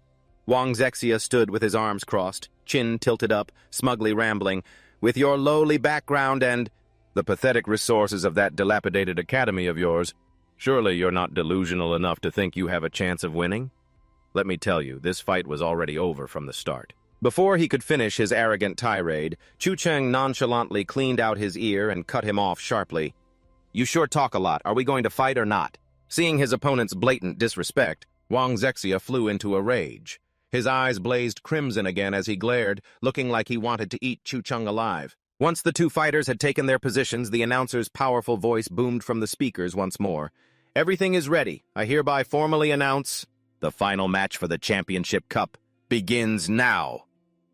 Instantly, a violent and explosive battle broke out on the stage. Wang Zexia stomped his foot, building momentum. He lunged forward, throwing a punch as powerful as a tempest straight at Chu Chang's face. The terrifying force of the fist, as it missed, smashed into the ground, cracking it open into a deep crater. Dust and debris filled the air. Standing amidst the haze, Wang Zexia jeered, And here I thought you were actually skilled, not just all talk. But in the next moment, his jaw dropped in utter shock. Chu Chang had effortlessly dodged the blow. He taunted coolly, I believe that's my line. The reigning champion for all these years, and this pathetic level is all you've got? So, that earth-shattering punch of his hadn't landed a single blow or even scratched Chu Chang. He swiftly pivoted on his heel to counterattack, his hand lashing out like a bolt of lightning, aiming to grab Wang Zexia by the shoulder, but he dodged back, causing the attack to miss. Wang Zexia, feeling humiliated, grew even more furious. He activated his blood boil technique with a roar, preparing to strike again. His fist wrapped in flames, he charged forward. The two clashed, evenly matched, trading blow for blow, neither willing to yield an inch. The MC was glued to the screen. He slapped his thigh in astonishment, commentating breathlessly, Oh my God! I've been a commentator for over 15 years, but I swear I have never seen a level 4 match of this scale. And with such terrifying destructive power, it's simply unimaginable. And Lai Duyu is a school participating for the very first time. Lilian, sitting beside him, clutched her dress tightly, unable to tear her eyes away from the unfolding match. She nodded, impressed. Those two, they're unbelievably strong. The chatter of the thousands of spectators erupted like a disturbed beehive. Is that really the guy named Zhou Cheng? Over with Shen Jirui's group, his eyes widened in surprise as he blurted out, So it turns out, all this time before, same when we were sparring back at school, that punk was always holding back on us? Ma Wenhao crossed his arms, also shaking his head in shock. On paper, there's only a one-level difference between us and him, and yet the gap in actual combat strength is this enormous. Ha! Down in the arena, Zhou Cheng suddenly found an opening and threw a straight uppercut right into Wang Zexia's jaw. That single unflashy punch from him packed immense power, dislocating his jaw and sending him staggering back several steps, spitting blood. In the VIP section, Hu Wei and Teacher Zhang's mouths were agape, awestruck by the incredible power Zhou Cheng was unleashing. Teacher Zhang slammed the table excitedly, loudly assessing the situation. Even though I knew Zhou Cheng had an excellent physical foundation, I never imagined he could actually engage in such a fierce head-on battle with just his mortal body, especially against an opponent with access to the region's top resources. Wang Zexia stumbled back a few steps, his head spinning, dazed from the blow. He raised a hand to his face. Seeing the blood on his fingertips, he whispered in horror, Blood! I'm injured! To think I was actually made to spit blood by this worthless punk. But the thought of that humiliation made his whole body seethe with rage. His skin began to turn bright red like a boiled shrimp. Wang Zexia threw his head back and roared, using his blood boil technique. Max activation! He charged frantically towards Zhou Cheng like a crazed beast. Suddenly, a golden hand materialized from thin air, floating with its arms crossed, stroking its chin as it assessed the situation. Well now, I never would have expected this. He can forcibly make the essence power in his body erupt to increase his physical strength. So this is the power that mortals call a combat technique? How very interesting. Wang Jexia shattered the floor with a stomp and shot forward like a crimson flash, aiming straight for Zhou Cheng. Even though his opponent's speed had skyrocketed, all it took was a single glance for him to easily track his entire trajectory. Zhou Cheng stood with his hands clasped behind his back, a smirk on his face as he thought, his speed has indeed gotten much faster, but unfortunately, it's completely useless against my perception. And perception, when combined with heightened mental focus, can significantly enhance one's acuity. Activated. On the observation deck, a bodyguard in a black suit, who was glued to the radar screen, quickly turned to report to Bai Yui, Wang Jexia's essence power reading is intensifying, at a highly unusual rate. Grandmaster, should we request the organizers to pause the match and re-verify Wang Jexia's actual rank? No. Bai Yui, who was meditating with his eyes closed, leisurely took a sip of tea before replying blandly. This contestant has used this technique in previous rounds. He's used this combat technique before. It's the Wang family's secret blood boil technique. Using it allows one to force the body to temporarily enhance the strength and speed of its various parts. This allows them to achieve power that surpasses the limits of their current rank. This time, he's just applying the technique to his entire body instead of individual parts. It in no way violates the competition rules. Hearing the Grandmaster's clear analysis, the bodyguard hurriedly bowed low to apologize. Yes, sir. I was careless and failed to research thoroughly. Please forgive my oversight. Bai Yu set his teacup down, a faint smirk playing on his lips as he added another cryptic comment. But what I find interesting is that contestant from Lai Duyu seems to have not used his true strength at all since the match began. I'm starting to get a little curious about that kid. Back to the fierce action in the arena, the two were locked in a dead-even clash. The floor was getting increasingly torn apart, and the air grew scorching hot from the friction of their essence powers.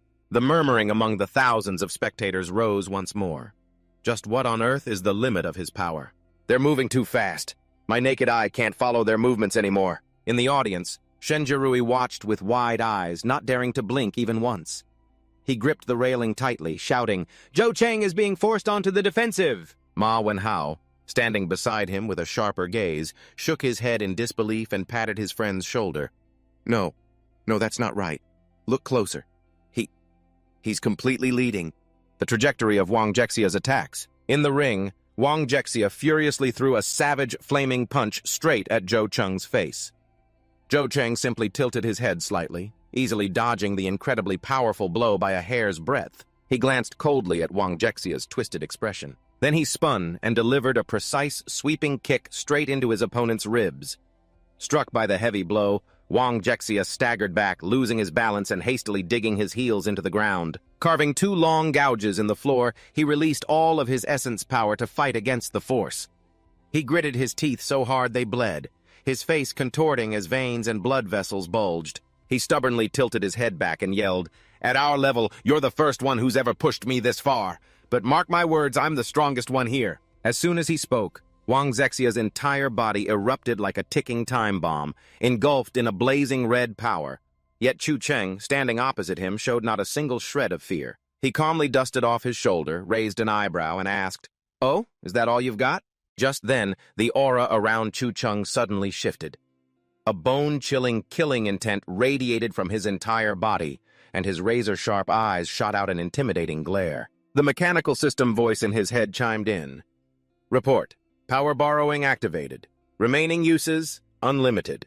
Wang Zexia is in a state of maximum blood-fueled enhancement. With a roar, he unleashed a devastating punch toward Chu Cheng. But Chu Cheng, now in his power-borrowed state, didn't even bother to dodge and met the attack head-on with his own fist. Its power was no less immense. The two colossal forces slammed into each other, but in the instant of impact, Chu Cheng focused all his might, and a brilliant, sharp light flashed in his eyes. He smirked, thinking to himself, "There it is. Through these eyes, I can clearly see the trajectory of his every move. His fatal weakness is his heart."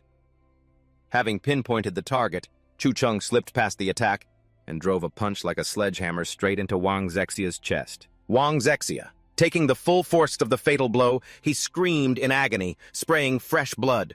He saw his opponent pulling back his fist, preparing to bring another strike down on his head. Panicked, he scrambled to throw his arms over his head to protect himself.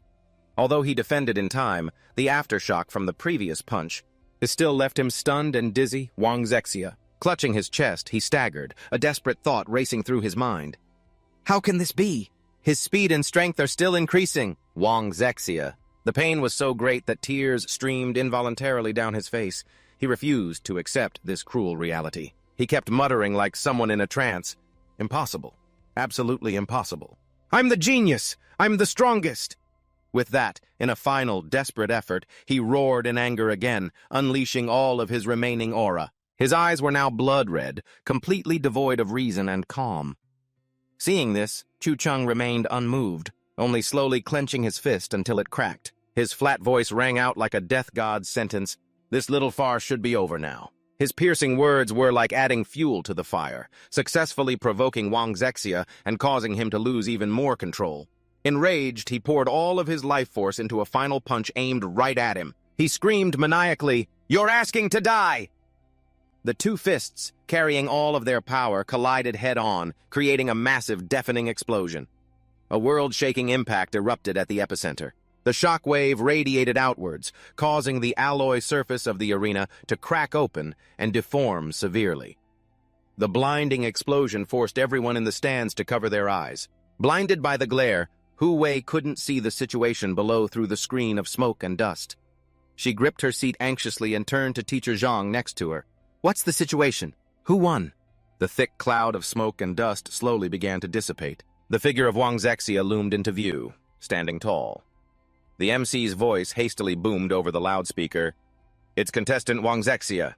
It's contestant Wang Zexia. Contestant Wang Zexia is still standing firm. But just as the MC's words faded, Wang Zexia suddenly coughed up blood. His knees gave way and he collapsed to the ground with a thud. The red battle crystal on his chest shattered and flew off. It rolled across the floor. Seeing the spectacular turnaround, the MC grabbed the microphone in a panic and quickly changed his commentary. No, wait! My apologies, ladies and gentlemen! Contestant Wang Zexia is completely unable to fight. The one still standing proudly on the stage is contestant Chu Cheng. At that moment, the giant LED screen blazed to life, displaying a glorious victory banner as a voice boomed across the entire stadium. Congratulations to contestant Chu Cheng for winning the championship title! Thanks to this, Liduo Academy's final score for the Level 4 group has also made a historic comeback. With a perfect 200 points, they have secured the overall team championship. Ladies and gentlemen, this is the first time since the Inter-Regional Exchange Tournament began that an unknown academy from a border region has performed a miracle to win the national championship. In the stands, an unknown male student joyfully leaped to his feet, shouting until his voice was hoarse. Incredible! That was incredible to think our poor suburban region could produce such a powerful talent. Meanwhile, Shen Jiarui and Ma Wenhao's group of friends were going wild with joy, throwing their arms around each other's shoulders and jumping around as they cheered, "We won! We really won! Chu Cheng is the greatest! He truly lives up to his name as our leader!" The two girls, Su Xiaoxia and Liu Diandian, also couldn't contain their joy, gripping each other's hands with tears welling in their eyes as they cheered. I knew he could do it! Down in the coaching area, Teacher Zhang enthusiastically pumped his fist in the air and yelled, "Chu Cheng, you've made us so proud!" Principal Hu Wei applauded loudly, sparing no praise out of sheer pride. Well done, Chu Cheng. He took off his glasses to wipe away an emotional tear, smiling with satisfaction and remarking, "This time our academy can finally hold its heads high. We won't have to grovel and beg others for every single subsidy dollar anymore." Teacher Zhang, who was caught up in the jubilant celebration, was suddenly brought down to earth by Hu Wei's financially focused words. He turned with a stunned expression and asked, "Huh? Principal? Is the most important part of this glorious victory really the subsidy money?" Not far away, two principals from other schools were whispering and smiling as they discussed with each other. "Look, Principal Hu is still down in the waiting area. We should hurry over to shake his hand and congratulate him." Just networking. Meanwhile, Li Quat, the arrogant principal, had completely lost his initial smug demeanor. He clutched his head in frustration, grinding his teeth and cursing loudly. Damn it! Mr. Wu, who had just been sucking up to Li Quat and mocking the others, was now looking around, assessing the situation. Seeing things had turned against them, he immediately took off, running after the other two principals. Changing his tune to suck up, he called after them, Sirs, wait up! I'm coming to congratulate old Hu, too. But with the match decided, Bai Yue calmly stood up, turned, and leisurely left the office on the VIP floor. Before opening the door to leave, he didn't forget to turn back, wave, and instruct his bodyguard, Well, the tournament has concluded perfectly. I should be heading back to the center. I'll leave the cleanup and the subsequent paperwork to your team, all right? The bodyguard quickly bowed his head and replied, Yes, master, you've worked hard. Have a safe trip. As Bai Yue walked down the hallway, he stroked his chin, mentally assessing. This contestant, Chu Cheng, he's very good at hiding his true strength. He's actually quite interesting. Just as he stepped out of the VIP room, he suddenly noticed two figures standing by the floor-to-ceiling window, quietly watching the arena below. Bai Yue glanced at the girl with the distinctive hair. He wondered to himself, Oh? So she even bothered to come all the way out to this backwater place? Could she have also traveled this far because she's curious about Chu Cheng's abilities? The middle-aged man standing beside the girl with his hands clasped behind his back started the conversation. I never expected that this poor, underdeveloped suburban area could produce such an outstanding new talent this year. A gem of this caliber. No wonder you specifically requested permission from our superiors to come and watch this match in person. Linan, I heard you have some prior connection with the boy. So what are the chances you can pull him into our guild, G? Hearing her boss's question, Linan just rested her chin on her hand and said nonchalantly, He and I were neighbors and played together for a short while when we were kids, but then my family moved. So we lost touch and never saw each other again. I happened to run into him during a mission in the Blackwater district, but he didn't seem to recognize me. Even so, when it comes to recruiting him for the guild, I give you my word that I will do everything in my power to make it happen. The closing award ceremony was in full grand swing. The winning contestants stood beaming on the victors' podium, receiving their trophies and medals. A crowd of reporters and media from the city center pushed and shoved, their camera flashes firing relentlessly. They continuously shoved microphones forward for interviews. Hu Wei, now the proud principal of the Champions Academy, puffed out his chest and declared confidently to the cameras, Our Laidu Academy may be in a remote border region with extremely scarce resources, but today we have used our strength to prove to the entire region that even barren soil can nurture a golden phoenix. However, the reporters seemed to care little for the principal's cliché-filled speech. They pushed past one another chaotically, raising their cameras and shouting, Contestant Chu Cheng, could you please look at the camera over here? Hey, Chu Cheng, give us a big smile for a photo. Blinded by the camera flashes, Chu Cheng reluctantly did as they asked. He stiffly raised his hand and waved at the cameras, sighing wearily to himself. Being surrounded and interviewed by this crowd is even more draining and exhausting than fighting my all on the stage. The next morning, in the quiet of the principal's office, Hu Wei was intently reading the morning paper. The front page was covering yesterday's tournament. A large, bold headline caught his eye. Suburban Miracle. Laidu's dark horse suddenly rises. He set the newspaper down, looking emotionally at the young man before him. Chu Cheng, this championship is truly all thanks to you. With that, he pulled open a desk drawer, carefully took out a sparkling, glowing quartz crystal, and handed it to Chu Cheng. He smiled kindly and said, This is the treasure I promised to give you, if you won. If this energy can aid you on your path of growth, I believe that the founding principal of our academy, looking down from heaven, would surely be very happy and proud. Chu Cheng took the quartz crystal with both hands, his eyes sparkling with excitement as he celebrated silently, Oh my God, after all that effort, I've finally gotten my hands on this precious item. Hu Wei took a sip of water and didn't forget to offer some sincere advice. As for your next step, I suspect it won't be long before the big, prestigious academies in the inner district start sending you invitation letters, trying every trick to recruit you. When you have grown your wings and are ready to fly to that bustling inner district, don't you ever forget Laidu, the place that nurtured you, all right? Chu Cheng clutched the warm quartz in his hand and nodded obediently, promising, Don't worry, sir. I will never, ever forget what the academy has done for me. Just as he stepped out of the principal's office, Chu Cheng was surprised to see Shenjirui's group peeking around, out in the hallway. He walked closer and asked quizzically, The tournament is over, and the school already announced a break. So what are you guys still doing gathered here? Looking closer, he saw that Ma Wenhao, Shen Jarui, and even Su Xiaoxia were each clutching a fancy piece of paper with a gold border. Shen Jarui grinned from ear to ear and replied, "Of course we came all this way looking for you." He ran over, slung an arm around Chu Cheng's shoulder, and boasted excitedly, "You'll never guess what happened. I can't believe it's only been a short while since the tournament ended, and yet..." This morning, a school downtown sent an acceptance notice straight to our homes. And not just that, it was a direct admission offer from one of the top 5 academies in the region. All of us in our group were noticed and accepted by the 5 major academies.